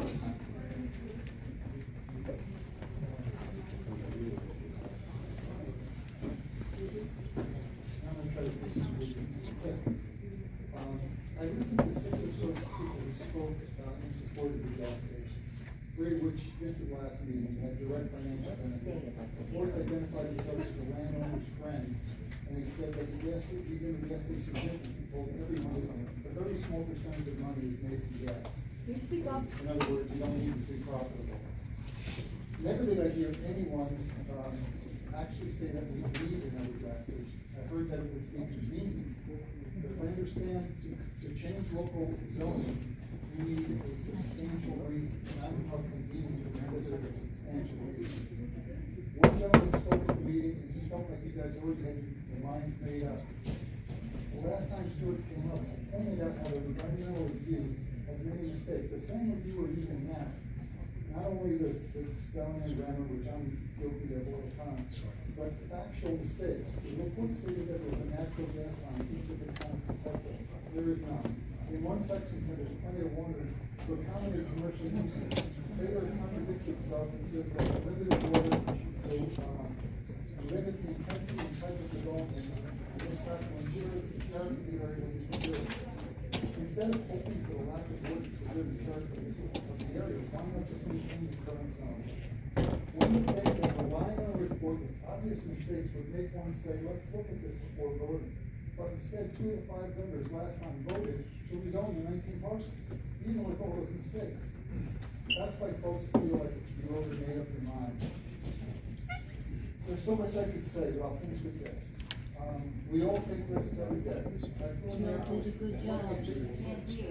flown for American Airlines for the last 36 years. Every flight we manage risks. And therefore, we need to get the supplies to the Middle East fast. The maximum safe weight for a C5 was always and forever 762,000 pounds. But because of the dire need for supplies, they increased that number to 840,000 pounds. The takeoff at that greater weight was risky, but it's also risky not to get the supplies to our troops. We were at war. Anytime we allow a gas station to be built, it is risky. Our town code recognizes this by restricting gas stations from being too close to schools, playgrounds, wetlands, groundwater protection overlay zones, which this is. Unlike the prior scenario, we are not at war. There is no need to take additional risks. We have plenty of gas stations, and there's no reason to put our community water supplies at risk. Just 4 years ago, Evan Mills, New York, a Stewart's gas station, leaked gas for 30 minutes before it was discovered. That gas flowed into the storm drain, which connects to our streams, creeks, and waterways, which we rely on for our aquifers and our water. The last FSGIS work, the environmental study, states that there's been 36 spills along Route 55 from 2005 to 2021. Thank you. 6 of those were near the site, the 55. The last thing, they talked about the regulations. New York City purchased vast amounts, I'm almost done, vast amounts of land around their aquifers. They were not confident that local governments could protect their water. I spoke with a representative from Dutchess County Soil and Water Conservation to learn the regulations for protecting aquifers and groundwater. He said it's up to the town board. As the gentleman at the last board meeting was so passionately stated, we need you to protect us and our water. We don't need the additional risk of another gas station.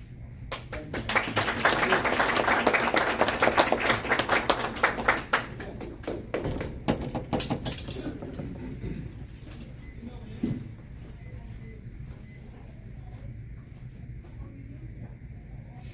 Hello, my name is Melissa. I live off of Freedom Road. I just wanted to start by saying I find it very disrespectful when a $1.34 billion company says they're donating $80,000 to our community, because that's really nothing, and we're concerned about water here, not good for our community. It's not letting me know we do it, but I felt like I kind of had to. Of course. I'm also a business owner of Dutchess County as my family for over 20 years. We've served this community as Dutchess County's first compounding pharmacy, and we're very proud of that. Our main business, we need the farms, because we use farms in our farm products in our products. We locally source ingredients. There's less than us farms every year, and without them, we're nothing. Now I'll get into what I was actually saying. Born and raised in Dutchess County, I never thought I'd see the day that I don't recognize my own home. My earliest memories were formed hiking on trails and swimming under the beautiful waterfalls. We can't go to Bashford anymore. It breaks my heart to see my home destroyed a little bit more each and every day. From the unnecessary storage units to unaffordable luxury apartments, to having over 5 gas stations in a small couple-mile strip, I don't recognize the beautiful ecosystem I once coexisted with. I hope and I pray that the Stewart's gas station is declining, not only for me, but for children, animals, and communities that reside in one of the most beautiful rated spots in America. I do not want to see my home destroyed and my friends who reside in Lagrange subject to gas spills, unsafe fumes, and other horrendous things. I strongly feel the building of an additional gas station would severely damage our biodiversity, and I strongly urge the town board to decline it. Stewart's is once a memory of a beautiful ice cream feast when I was younger, but after exploring more of our estate and I've seen their HQ, the all-glass building with a beautiful fountain, I am left to fear that their interest is not in helping our community thrive, but profiting off of those who live in rural areas. I think we should really consider keeping the Lagrange free.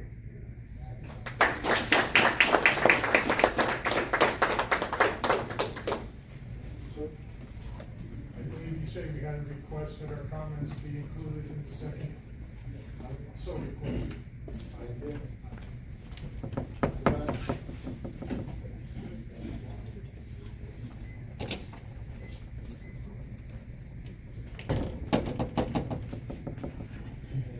Board, members of the audience, my name is Christian Gates and I'm an attorney. I would like to hand out this map of the groundwater protection overlay, if that's possible. Thank you. So one thing I want to clarify is the comprehensive plan, because that has been, there's been some confusion there. How many parcels are subject to the comprehensive plan? 19 parcels are. What does town law say about your comprehensive plan? Town law provides all land use regulations must be in accordance with the comprehensive plan. That doesn't sound discretionary to me. Town law says must be in accordance. So if the preferred land use is revised for those 19 parcels, which I'm not hearing I'm incorrect at saying, It's 19 parcels covered in the comprehensive plan, please correct me if I'm wrong. Okay, so it's 19 parcels in the comprehensive plan, and the land uses must be in accordance. That means all 16 others can be rezoned to commercial. They haven't corrected me, I don't believe I'm wrong on that. Okay, so that's that. Now, before you, you have a map of the aquifer protection, groundwater overlay zone. And the importance about that is there's a little area highlighted there, which is the subject of this area. Councilman Rabasco, I'm curious, could you tell me what that soils are there? Where the gas station go? Yeah. I don't know. So the soils are part of the aquifer recharge zone. That means that where this location is, are those soils that are shown on the groundwater aquifer or groundwater protection overlay zone. That's not incorrect. Not hearing I'm incorrect at least. I don't think any silence should be assumed to be on there. Well, there's been correction of other people. But, so one of the important things that I would like to discuss about this is, has there been any review of whether or not there are protected environmental areas within 500 feet of this proposed project? Because the town code here says, no filling station shall be located within 500 feet of the property line of any environmentally sensitive areas, such as wetland or aquifer recharge zones or areas. So I'm just curious on whether or not there's been a review of whether or not this is actually permitted under town code section 240-65G that says you have to be 500 feet away from the property line of any environmentally sensitive area. The weathering, sand, and gravel is wholly encompassed in those special types of soils. I think there are also some national wetland inventory streams within 500 feet of the current parcels. So I'm not entirely sure that this is actually permitted in the specific location where it's at. Thank you. Thank you.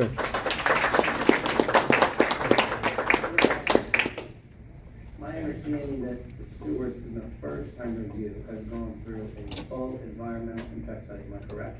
So we're not having a back. No, I'm asking you, not him. All right, thank you. Other questions? Sir?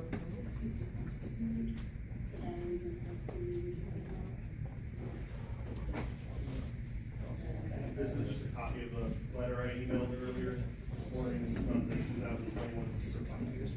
And then I would also like to provide you a letter that I also emailed that discusses secret application. And I think members of the audience touch on it. Sure. Yeah. My name is Tim Johncox. I'm a licensed professional geologist in New York State. I work for stewards. I actually handle all of our environmental compliance. And one of my babies is our underground storage tank system program. Been with stewards for about, I guess, 19 years. And currently we have hundreds of sites. We've got a bit of practice with this. Tank systems have come a long way.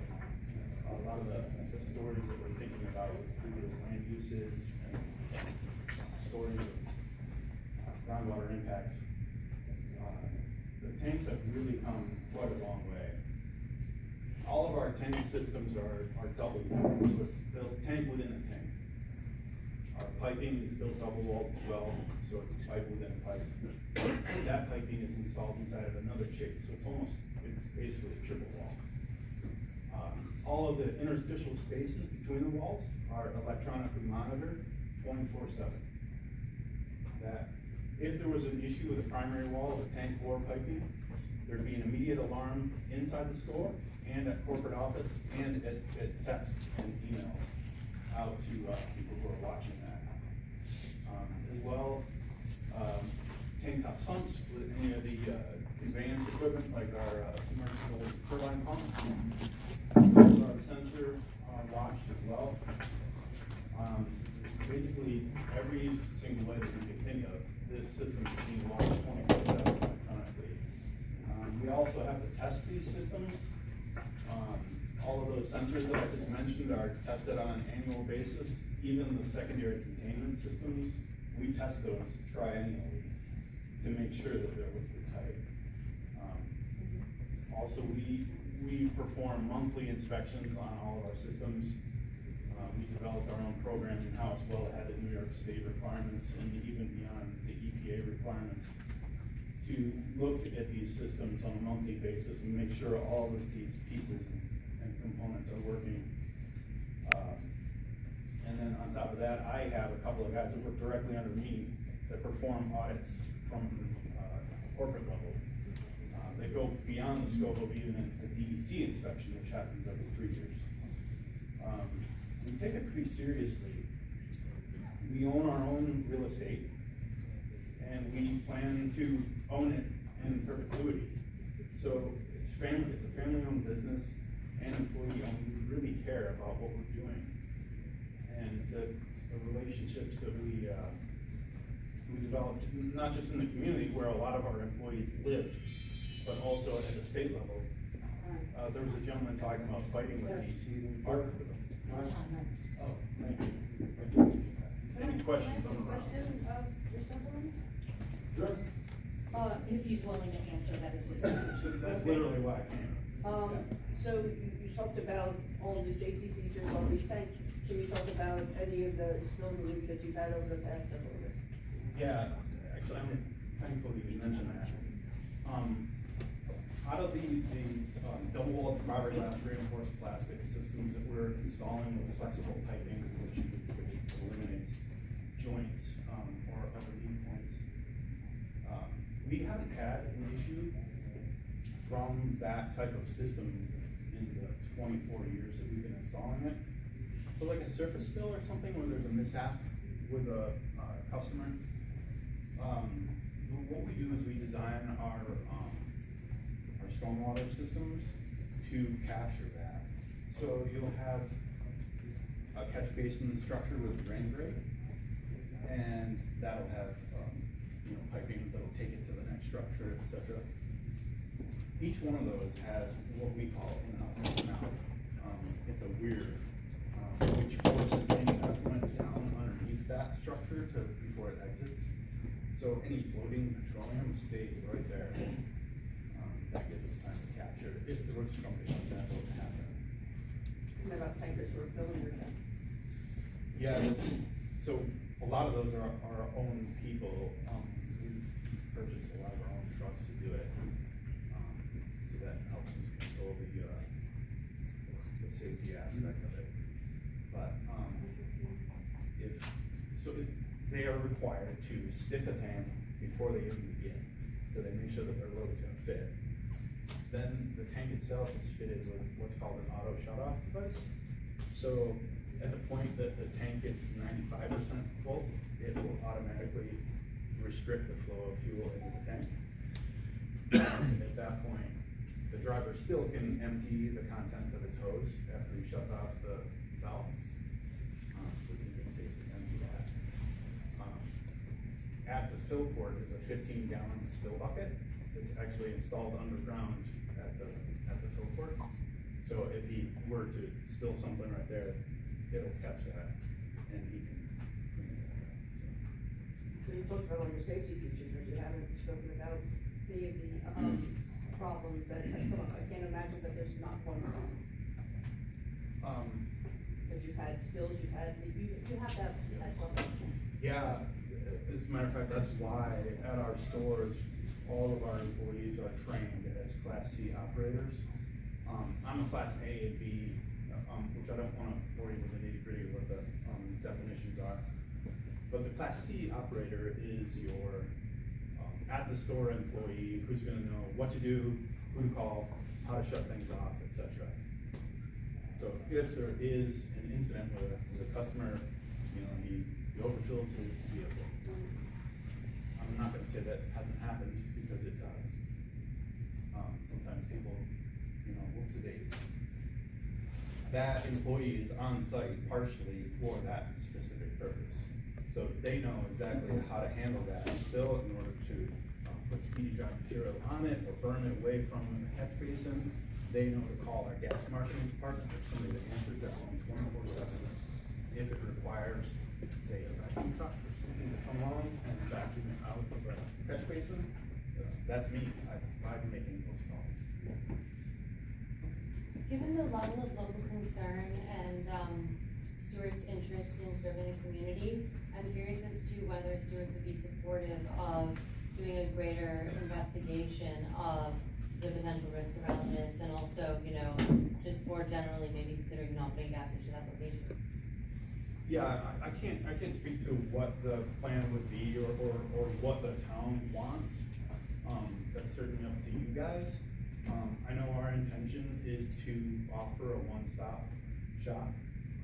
That is a place where someone can stop in, get their fuel, and also get ice cream for the kids, and a gallon of milk, and a loaf of bread, or some hot chili to go. That's the idea. It's meant to be, if you've been in our stores, it's meant to be a community hangout place, even with the booths there. So that's the whole idea. But if the deal goes through and we purchase the property, it's not uncommon for us to drill and get a baseline idea of the environmental quality on the site.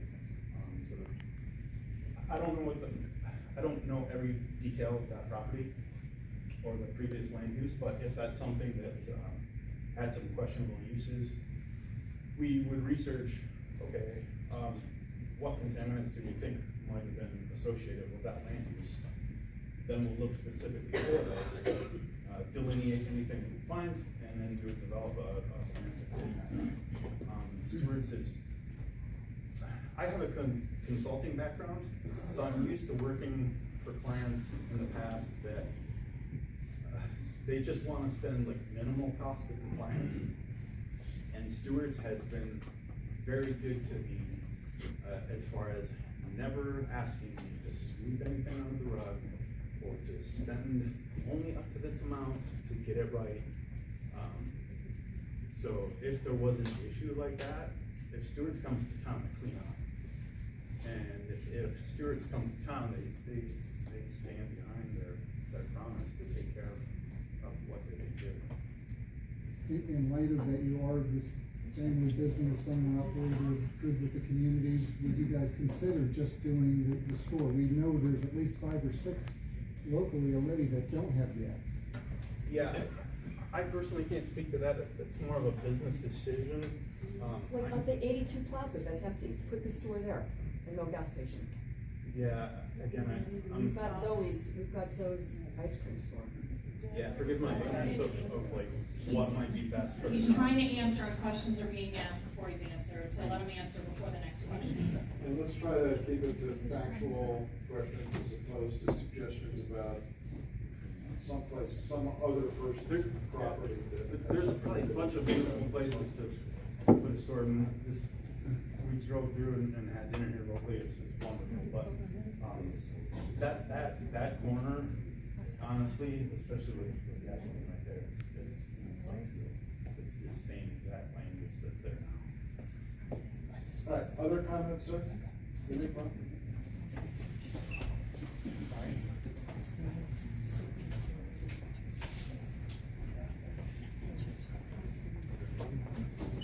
Thanks again, I'm Tom Robinson, just I'll be brief. Since we're speaking directly about the necessity of another gas station here, I don't know the data on per capita requirements for gas stations, around here, or the necessary number of cars that need to go down an autoway, that justifies the need for gas stations. As I said before, there are 4 gas stations between 82 and Freedom Road. Sorry? Yeah, let's let him finish. So, just roughly, that's probably, you could simultaneously service 24 cars between those, figure 6 cars at gas station. So, in just closing, a little anecdote, almost 60 years ago, in a very small, rural, agricultural town in western New York, I was involved in a discussion with one of my teachers regarding fossil fuels. And at that time, almost 60 years ago, we knew that they were finite. And I'm probably in a minority here in the town of Lagrange, fossil fuels are finite. We will run out of them. We can't get rid of them yet. But if we encourage the continued use of that and put another gas station for all the environmental things that everybody's concerned about here, I don't get it. I think that we have enough gas stations in that small section, approaching the town center, that in my opinion, I just do not want to see another gas station built this close to 4 existing ones already. And remember, if you look at the development of 55, along 55, as we put in the place of the old crush and all those, one was built, another was built, put another business out of business, and it just kept walking up that way. And we keep putting more convenience stores in here. All we do is put competition, which is supposed to be good, as somebody mentioned in capitalism. That's good. But we don't want to keep putting other businesses out of business, because we who live here have to live with that facade that a developer put up, and we get to look at it even if it's vacant. Thank you very much.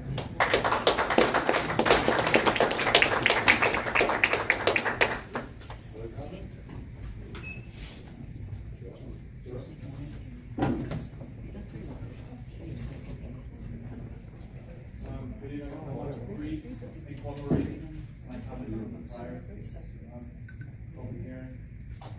This public hearing. I have one question for Stuart. Will diesel be sold? Yes? I think we should technically say yes. Yeah. I just want to add one quick comment to the comprehensive plan. Please address the entire board, you're not lobbying one of the people. No, you're not, you're speaking at a public hearing and you're addressing the board by law. So talk to all of us. Sure. Thanks. I believe we can use the zoning code to incentivize agricultural uses in that area that we're not doing right now. And that's why we need a comprehensive plan to incentivize those uses, which are not currently incentivized right now. There are ways to preserve the rural character, but the zoning code doesn't permit it. Thank you. Have a nice evening. Yeah. Other comments?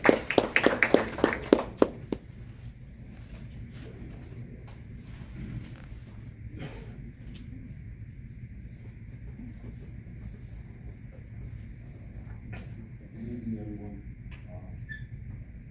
My respects to everyone here.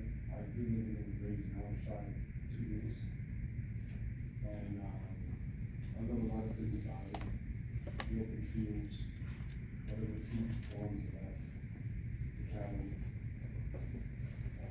And it's really beautiful. I'm an artist, so I can really appreciate what you have here. I can imagine if I was born to be I would look like them. But I was born and raised in the city, so I know what city like myself. So I just have to say that think about what you're doing, because for convenience, you have to pay the price. It's a big sacrifice for convenience. Everybody likes convenience. It's a big price to pay for that. I know, I live in the city all my life. So, just think about it, okay? We have to protect what God gives. If we don't protect it, who will? So, think about the decisions that are made. Thank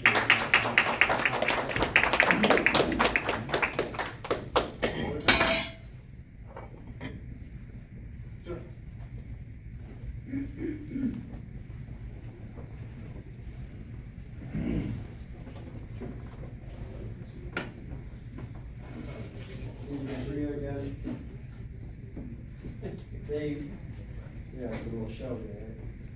They want to rezone east of Wisconsin, the country area, so that they don't have to rezone in the city-like area. Our comprehensive plan set up so that the left side of the Wisconsin would get developed, and the right side, the east side, would stay green. And yet now, instead of putting more development and putting this gas station, if they need another gas station, as Mr. Rebecca said they do, on the busy side, the left side, they want to start encroaching to the east side. And the only way to stop that and protect that is to take away their power to do that. We take away their power to plan and zone in their building department, to keep it all East Wisconsin, keep it green. They can't do this. We can stop that. But they're gonna continue. This is one thing. And they can say all they want, that the other parcels aren't going to go commercial, but we already had somebody who does a ton of development here say they're gonna do that next. And I've spoken to other people who own parcels there, and they are going to put in those applications. It's case law. They can say they can deny it if they want, but you have to accept an application. And there's no reason to deny it if you approve this one. So, for or against it, do what you will. If you guys approve this gas station, more people are just gonna sign up to stop you in the village. Village of Cider Hill.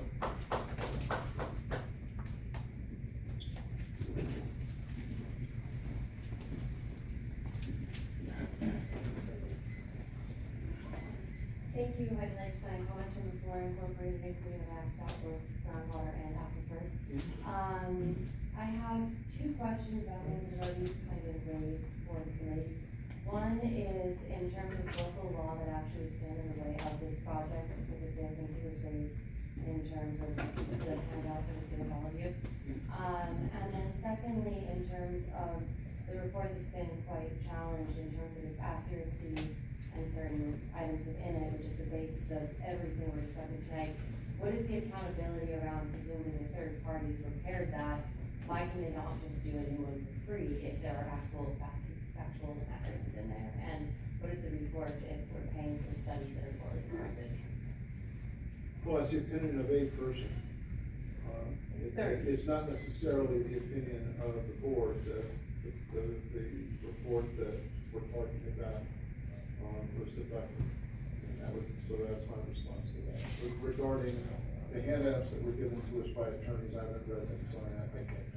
That was at this time. Will you all be taking the opportunity to review it and evaluate that before making a decision? Yeah, of course. What is the timeline for a decision? I don't think that's under change yet. Okay. So is it intended for another public hearing before that, or? There's no intent to have further public hearings at this time. No. Okay. And how, I'm sorry if I should know this, but how will we be informed? You shouldn't know necessarily, because you don't do this. With respect to informing about, when future decisions might be made, that'll be posted on the agenda. The agenda is published on our website, prior to everything. Okay. And so in terms of like taking in new information, if there are questions or follow-ups or potentially sufficient community interest in supporting further study, is that something that you'll be considering? I think we're gonna be considering, several things as a result of the public hearings tonight. We'll be considering what we heard, and we'll certainly be considering what we received from the attorney. That's great. Thank you. Mr. Bell, just a quick question. When the board votes on things like this, how do you handle a board member that's absent?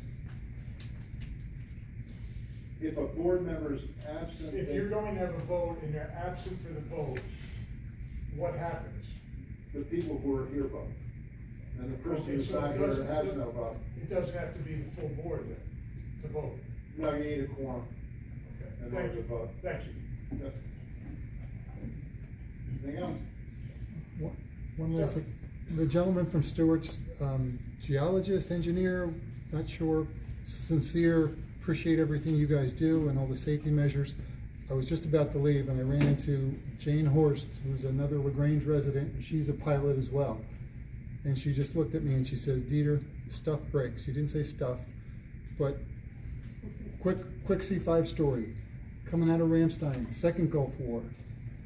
C5's taking off heavyweight, sorry, and one of the engineers says something's wrong. And in an airplane, you can put engines in reverse thrust. The C5 has 4 engines. And these guys took off, and one of their engines went into full reverse thrust, max weight out of Ramstein, with no indication. They figured out 3 different things had to fail for that to happen. The plane crashed, people got killed, some people were survived but are injured forever.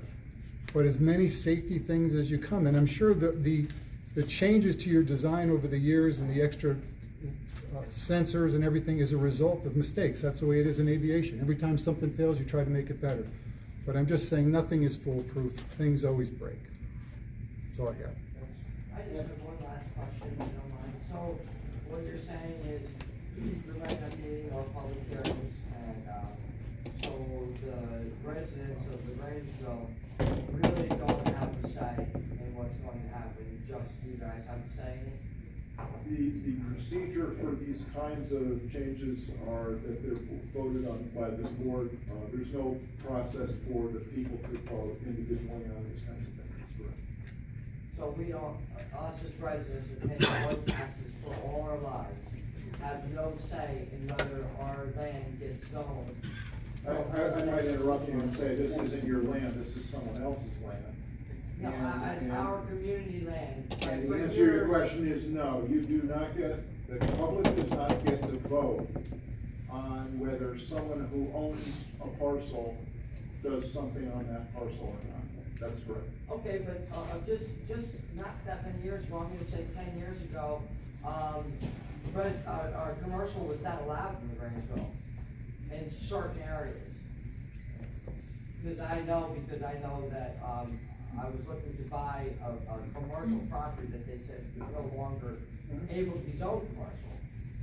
So, because they were gonna do away with it, now all of a sudden, who decides what the Grangeville can be? Residential, commercial, how does that get decided? All of that zoning law is set in place and determined by this board. That's what I wanted to know. Actually, it is kind of commercial, it's general business, there's different levels of commercial. Right now, it's zoned general business. Actually, about 10 years ago, it was full commercial. This means the different uses of the 2 zones, but it is a commercial still. General business is still commercial. It's not residential. It's not residentially zoned. It's true. And it hasn't been for forever. When the zones are. It was actually fully zoned commercial at one time, yeah. So gas station could have been. Yeah. 2005. Yep, 2005. 2005, yeah. Just one follow-up question on the voting. When you're dealing with something that's really important, have you ever postponed the vote until there's a full board present? Yeah. Okay. That can be Yeah. done. Sure, Okay, that can be just done. curious. Yeah, that can be done. Sir? I had a similar question, if you could just, I would respectfully request that the board keep this public hearing open until it has a full board, so that the absent board member can receive some more comments, or in addition to that, allow written comments to be submitted for a certain time. Well, we could do that for sure, right? By letter, by writing. If you wish, the Yeah, absent yeah. board member. I'm okay with that, but I think we close the public hearing, but we'll take letters, requests, anything you guys said today, I tried to write down, I'm gonna look into. Does a petition of signatures say that somebody doesn't want it, will that have any effect on these at all? We got both ways already a lot, just to let you know. But I'm just saying. Yeah, I mean, you can send us anything you want. Send us anything you want. Does that affect you guys or not at all? Yeah, I mean, at the last meeting, it was, it was actually both sides, so there was people I mean, for I it. think she's asking if it has a legal. Oh, a legal No, impact? I'm not asking legal, I'm saying, a personal effect, because you guys are deciding, not legally, you guys are deciding personally whether you want it or not. So I'm saying personally, if you get, just say, 1,000 votes no and 500 votes yes, will you take that 1,000 votes, being 50% more, into consideration? It's not a legal thing because you guys don't have to do anything legally, you're doing it as a judgmental thing of what you want. Right, but we're trying, there's 5,500 residents. My answer to your question is that we pay attention to any and all, input that we receive from the public. So if you're gonna accept a written comment, I would suggest Okay. That's what I would do. That's what I recommend. That's fine. So you want signatures within 1 week? Doesn't have to be a signature, you know, I would provide people if they're against it or for it, why, you know, what was the reason. Right. What we're talking about is the suggestion from the, attorney in the back was that we could, agree to accept, written comments for some period after the public hearing period. And our attorney was suggesting if we did that, we could limit it to 7 days. I would just note that the absent board member has access to recordings, Right. writings, everything. Right, this entire proceeding is recorded so that she can listen to it and review it, to whatever degree she chooses. That's a. Do you want them to make a motion to, accept Not at this time, No. not at this time, is the answer to that. We could do that at some time in the future, but we're in the middle of the public hearing right now, so I would suggest we don't vote on anything. Just a technical question, what email should written comments be submitted to, or to who? Send it to me, I'll make sure. You can send it to the town clerk. Yeah. Did you hear that? Town clerk. Emails. Other comments and questions? My card's right outside the window. Okay, thank you very much. Do I have a motion to close the public hearing? Yep. So, actually, you're gonna amend that, motion to close the oral public hearing, you will accept written comment until May 22nd. Do you have a motion for which is? You got them. Oh, I'm sorry. Do you Okay, have- sorry. Sorry, I was waiting to see. Good evening. So, I'm the board of 55 years with Lagrange. So, like, I've served in the community for 27 years. I'm a resident of Lagrange for about 28 years. I don't think there's enough volume to support another gas station or another port. I don't even think the port down the bridge could use another gas station. Because none of them have line of cars. So, even my volume went down due to a station opening on 8 doors for the bankers. Another one on East and South. So the volume has been decreased. In the event of another gas station, well, will close down. Storage, once the gas station had that, they didn't have my location. Because definitely, they open up, close. That's not, I would not be able to see it. And then sort of Greco, I mean, you said, let's say if you point to another gas station, if you do a study or, you know. Well, what I said was, right, what I said was, going towards Poughkeepsie, if the congestion, without speaking after the public hearing a little more about that, there's 2 gas stations only going that way. You don't want cars making left turns as this town develops in town center. That's what the accident. Yeah, That's but what I said. that's not, I mean, we're not enough argument to have another gas station there. And about, plus on the west town, you got the mobile station on the road. Going the other way, you got the Cumberland Park, you got the Snowball Park. We have 2 going towards. Yeah, so, Right. I mean, you know, this isn't Yonkers, I mean, it's not really congested, I think, you've got to see cars, you know, at the pumps, line up, go another gas station, not even town center, not even the other side of the range. I mean, you know, I hope you guys could, you know, consider, you know, hopefully keep you open. Thank you. Thank you. Thank you.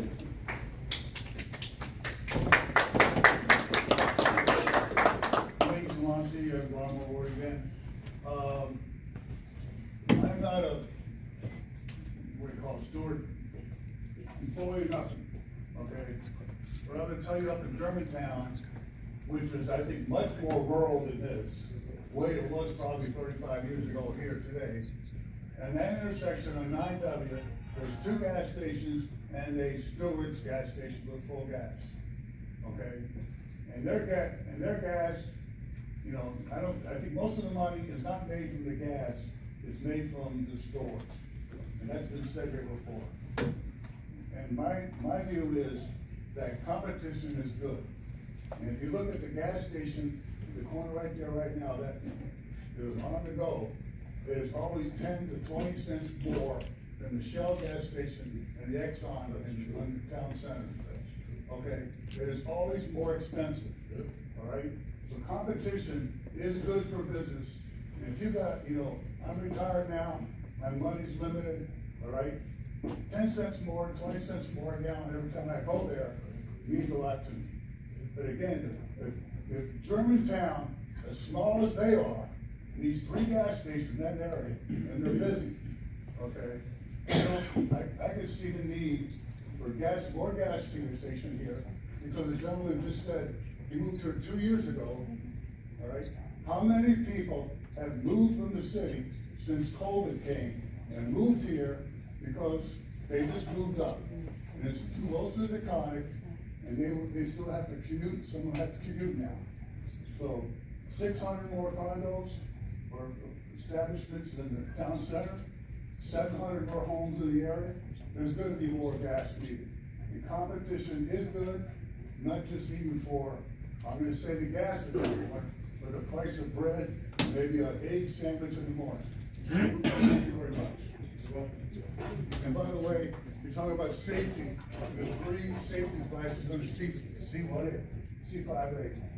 When I was with 18th Airborne Corps, I flown the C5A, and I would trust them anytime, okay? I had a friend here from Netherlands this week. He wanted to go on a hike. He goes, is it safe to go on a hike? I said, yes, it's safe to go on a hike. And then my wife just mentioned that there's a bear in our yard last year. And he goes, there's a bear, and I'm like, first time in 35 years. So if you're gonna live in your life on that 0.01% chance of something happening, you got problems. I believe we have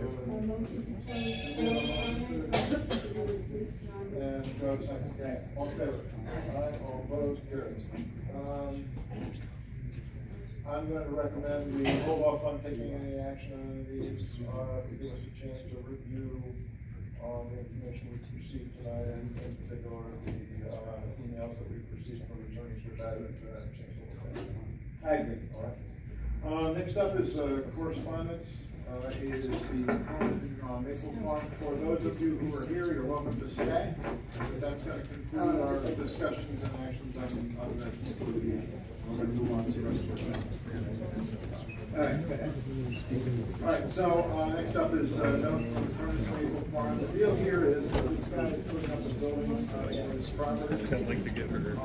He's exchange business. April. And he is. Thank you. I appreciate the ice cream. No ice cream. No. Oh, okay. Another business gonna. Yeah, I just, Deal. so good luck. Thank you. I feel good. Real good. I know that. You handle yourself. We don't have, right, we don't have a table for act, so I recommend we give some feedback. I mean, I kind of. Yeah. I mean, I think they're gonna Excuse me, folks, when you're chatting in the audience, it carries up here and we have a hard time, so if you're gonna discuss, we would ask that you would go in the lobby. Thank you. Thank you. So I think I have a motion in a second. Yes. Second, all in favor? Aye. All opposed? All right, next up is a request from Director of Parks and Rec. This is an annual thing, to allow the soccer clubs to request to hold the New York State Cup Championship here on June 1st and 2nd, and waive the tournament fees. Well, we'll see what happens in the cards. Aye. All opposed? If they come, they Next is a similar request. It's meant to be, you know, but there is a lot of stations. That's the main, that's like the main rule. I mean, I have to go down further down the street to get a cheaper. This is a request to approve a service agreement, or to approve the signing of service agreement for event parking control for special events. It's Community Day, Fall Festival, and our festival likely hire 3 people to help with traffic control. Richie, second. All in favor? Aye. All opposed? Carried. Next up is a request from the building inspector to hire a summer part-time to help out with admin work in the building department related to putting things on Razorfish and so forth. Yeah. Okay. It's all really works for us. It is, and we've hired, like, my way of looking at this is, we've hired some, summer intern types of people in the past. And so do I have a motion to, I just wanna say the recommended pay scale is $17.50 an hour. She already works for us, that's what she meant. All right? So, and we recommend yes. Right, she's somebody who actually, works for,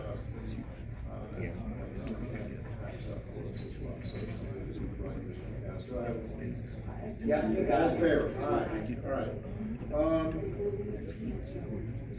You do? Okay. We're talking about the request for Steve Justice O'Hare for,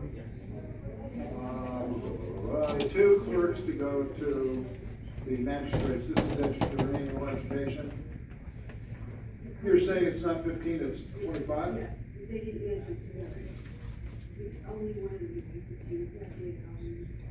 Okay, so total amount for the two of them of $2,506.92.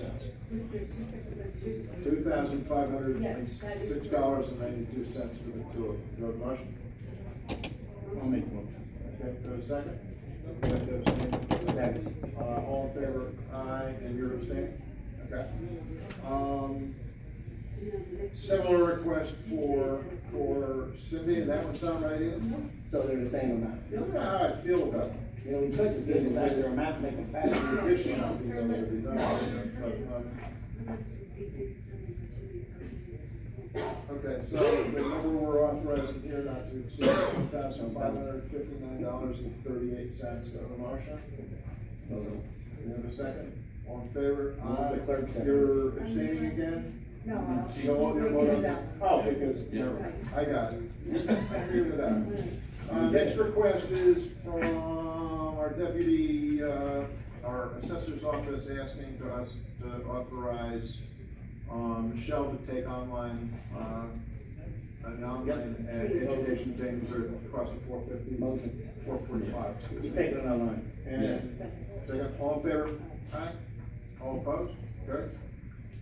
Next up is authorization for the deputy clerk's recent training. We authorized her to go to annual conference not to exceed $790. The cost ended up being $67.82 more than that.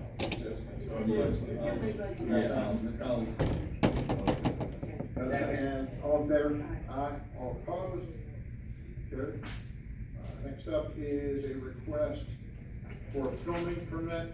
Just so you're aware of this, because we don't do a lot of these. If a filming company is interested in doing filming in the town of Lagrange, we have a law that governs the process for getting approvals for that. There's a fee. The fee varies depending on, as I recall, the size of the film. Yeah, if it's a major production. Right, so for example, if it's some student at Marist that wants to do a film as part of their project, I think the fee is $50 or $550. And if it's, I don't know, Disney, it's substantially more. So, they've paid the fees and they've satisfied all the requirements in terms of things like insurance and all that kind of stuff. So, I'd recommend we move forward for it. Motion. Second. All in favor? Aye. All opposed? Carried. That concludes our agenda items. Any town board comments and discussion at this time? So I wanted to know that comments have come from town board members about looking at moratorium on multifamily, a rough draft of that has been done. I need some comment and feedback from town board members. You will receive that in your emails. So once we give you the feedback, we can have that, is that a public hearing at the next meeting? If we agree on the majority of the board feels comfortable with the draft, yeah. But we're looking, you know, the town is not, there's a lot going on in town center as far as I feel is way before my time, 25 years ago it's been on. It is in the works, and since the comprehensive plan is open, because they're in front of the planning board constantly right now for final approval. You know, this is something that this town wanted for 25 years, it's not for me or this board. to decide, do we want it or not? They spent millions, their sewer plant has been enacted, they're now spending a couple $100,000 a year, even if they don't use it. So that's here, and that was the statement I had said, you know, we've got 650 townhomes and apartments coming, we've got, so this is something that, it's not my opinion, you know what I mean? We just gotta try to make it right. And, yes, I am looking to slow certain things down, so instead of just guessing and opening the comprehensive plan, let's see what happens. It's gonna be developed here in the next few years. Let's see the traffic impact. We've requested second traffic studies, they've come up good. I mean, I do see the traffic also and feel the pain. I also feel that this town has been developed for my predecessors, probably one of the nicest towns in the county. I mean, for a town that's growing and people are coming in, we're looking pretty good. I mean, it's not a bad looking town. So I just, you know, town center's got me nervous, so we are looking at, and east side of town, I'm all for 5 acre zone. I live there on 30-something acres. If something we are gonna bring up, and if the people want it, we attempted it years ago, and I wasn't for it years ago, 20 years ago, but I am for it because that's true. Big open land spaces, if it's 3.5 acre zoning and Toll Brother comes in, they have a right to develop. So if the people don't want it, you gotta change the codes in advance. Those are the concerns that we wanna hear. That's one of the reasons why I don't wanna open a comprehensive plan, because 90% of the town center, and it's on our doorstep. Let's get that right first, and then, that's just my opinion as a board member. Thank you. Anything else? Do we have a motion to open for public comment? Okay, we got another one. All in favor? Aye. I would just note that comments now cannot be on the stewards, because it wouldn't be part of that. Right, we can talk about anything else. Okay, I just want to say thank you to the board for ameliorating the fees for the Cronin Farms. It's right down the road from me. I enjoy seeing them work there. I visited the facility in, I believe, East Fishkill, where they have a sugar shack, and I really enjoy it. I think it'd be good for the community to have them there. And I just want to thank the board for doing the fees and giving them a break. That's the board, right? Everybody's like that. Yep, sounds great. Thank you. Thank you. Mark Marcy, the Branch Fire Commissioner. I just respectfully ask that if and when this permit for the filming takes place, if the fire department be notified prior to their schedule taking place, so we can prepare for there's road closures. I'll fax it over to you. Yeah, I'd love to know the schedule in advance if you can kind of tell me, please. Yes, I have it in the permit. Thank you. Thank you. Others? Hi, I'm Bob Michael. I've lived in town of Lagrange my whole 83 years. I've seen things come and go, and a lot of them tonight. My concern is, how come we don't get a bridge over the Taconic Parkway on Todd Hill Road? It'd save the school district probably 10,000 gallons of diesel fuel. And what are we, the backdoor stepchildren? East Fishkill got one put for Housing Mountain Road, a bridge over the parkway. Then they got a tunnel under Miller Hill Road to go under the parkway. And a lot less people there than here. And Footing Street. So that's what I'm talking about, yes. But why, is anybody? My comment to that would be those are decisions made by the New York State Department of Transportation based on whatever their criteria are. I would bet a fair chunk of change that went on Pudding Street was because there was a fatal school bus crash there. Well, I was having that So hill. the irony is, until there's something horrible happens, they're probably not gonna do anything, but that's the state's decision, not ours. Alan, can we have Public Works, request it from the state, you make a very valid point, we've had a half a dozen fatalities at Rosswood Crossing. I know 2 or 3, one of my neighbors was killed there, just recently, killed, so. This is, Town of Lagrange resident. Rosswood, and this is which? Rossway Road Crossing. And the request is to ask them to. They were supposed to. Build a crossing. They were supposed to. That's not at grade. Actually, when they. You understand that they may very well decide to simply close the crossing. No, they were gonna close the crossings. They said they were gonna build them. Right, they fought them and they said they were gonna eventually build an overpass. At least they should have a turning lane. My question, my answer to you is, I have no idea what the process for us is. Well, We could look into that. I have a correspondence at home where John Meyer was the supervisor, where he wrote a letter, and I don't know whether he ever got a response. I said, it's probably a. If you can bring me a copy of that, I'll check. All right, because I asked him if he would do that, and whatever happened as a result of, Right, yes. Hey, go no. Thank you, that was my point, thank you. Very others.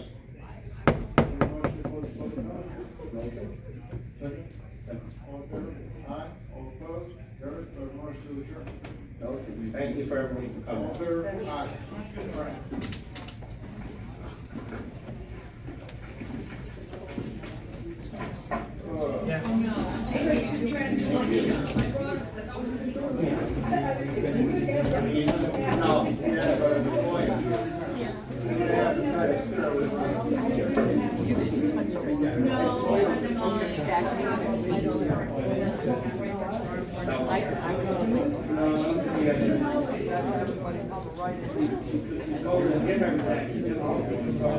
Yes, I do. All right. So there. I thought he left.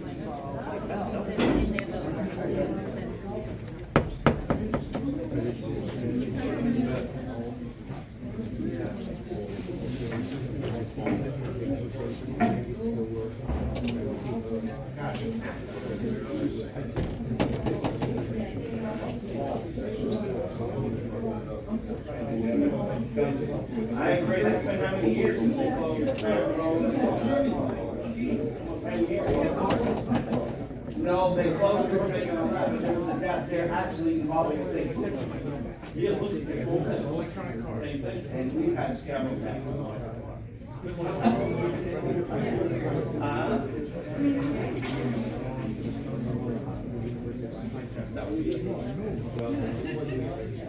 Well, you're not gonna give a ticket. It's not illegal to do that, right? Yes.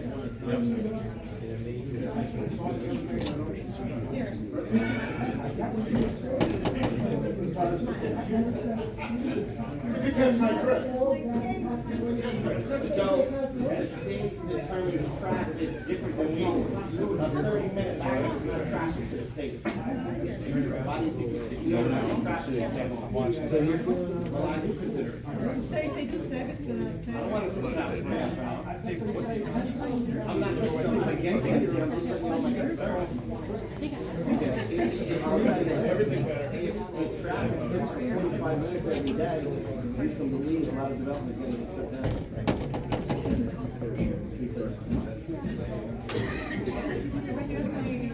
Like some traffic 45 minutes every day?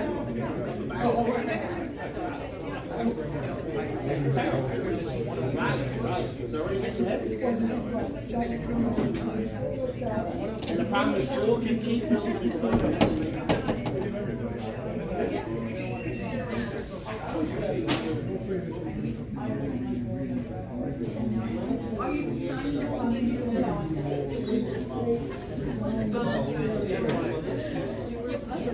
Let's find out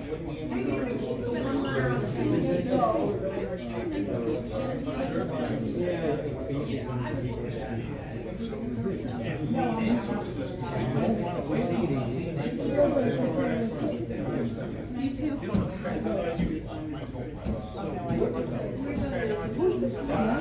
Nobody asks you, who's going to take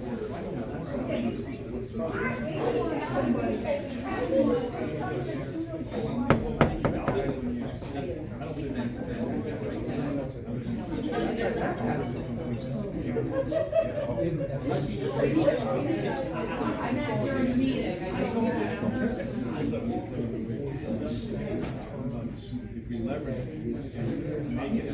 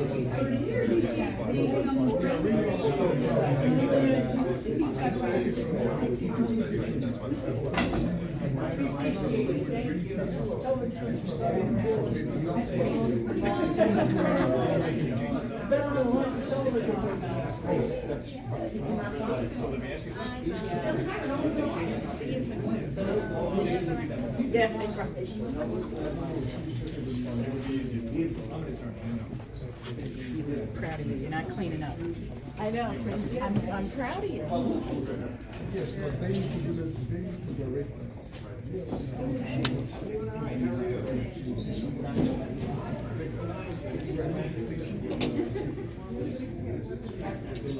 Closing time. Somebody's got their coat over here. Oh, he's over there, never mind. We must have spent some nights at a bar, closing time. Valley and,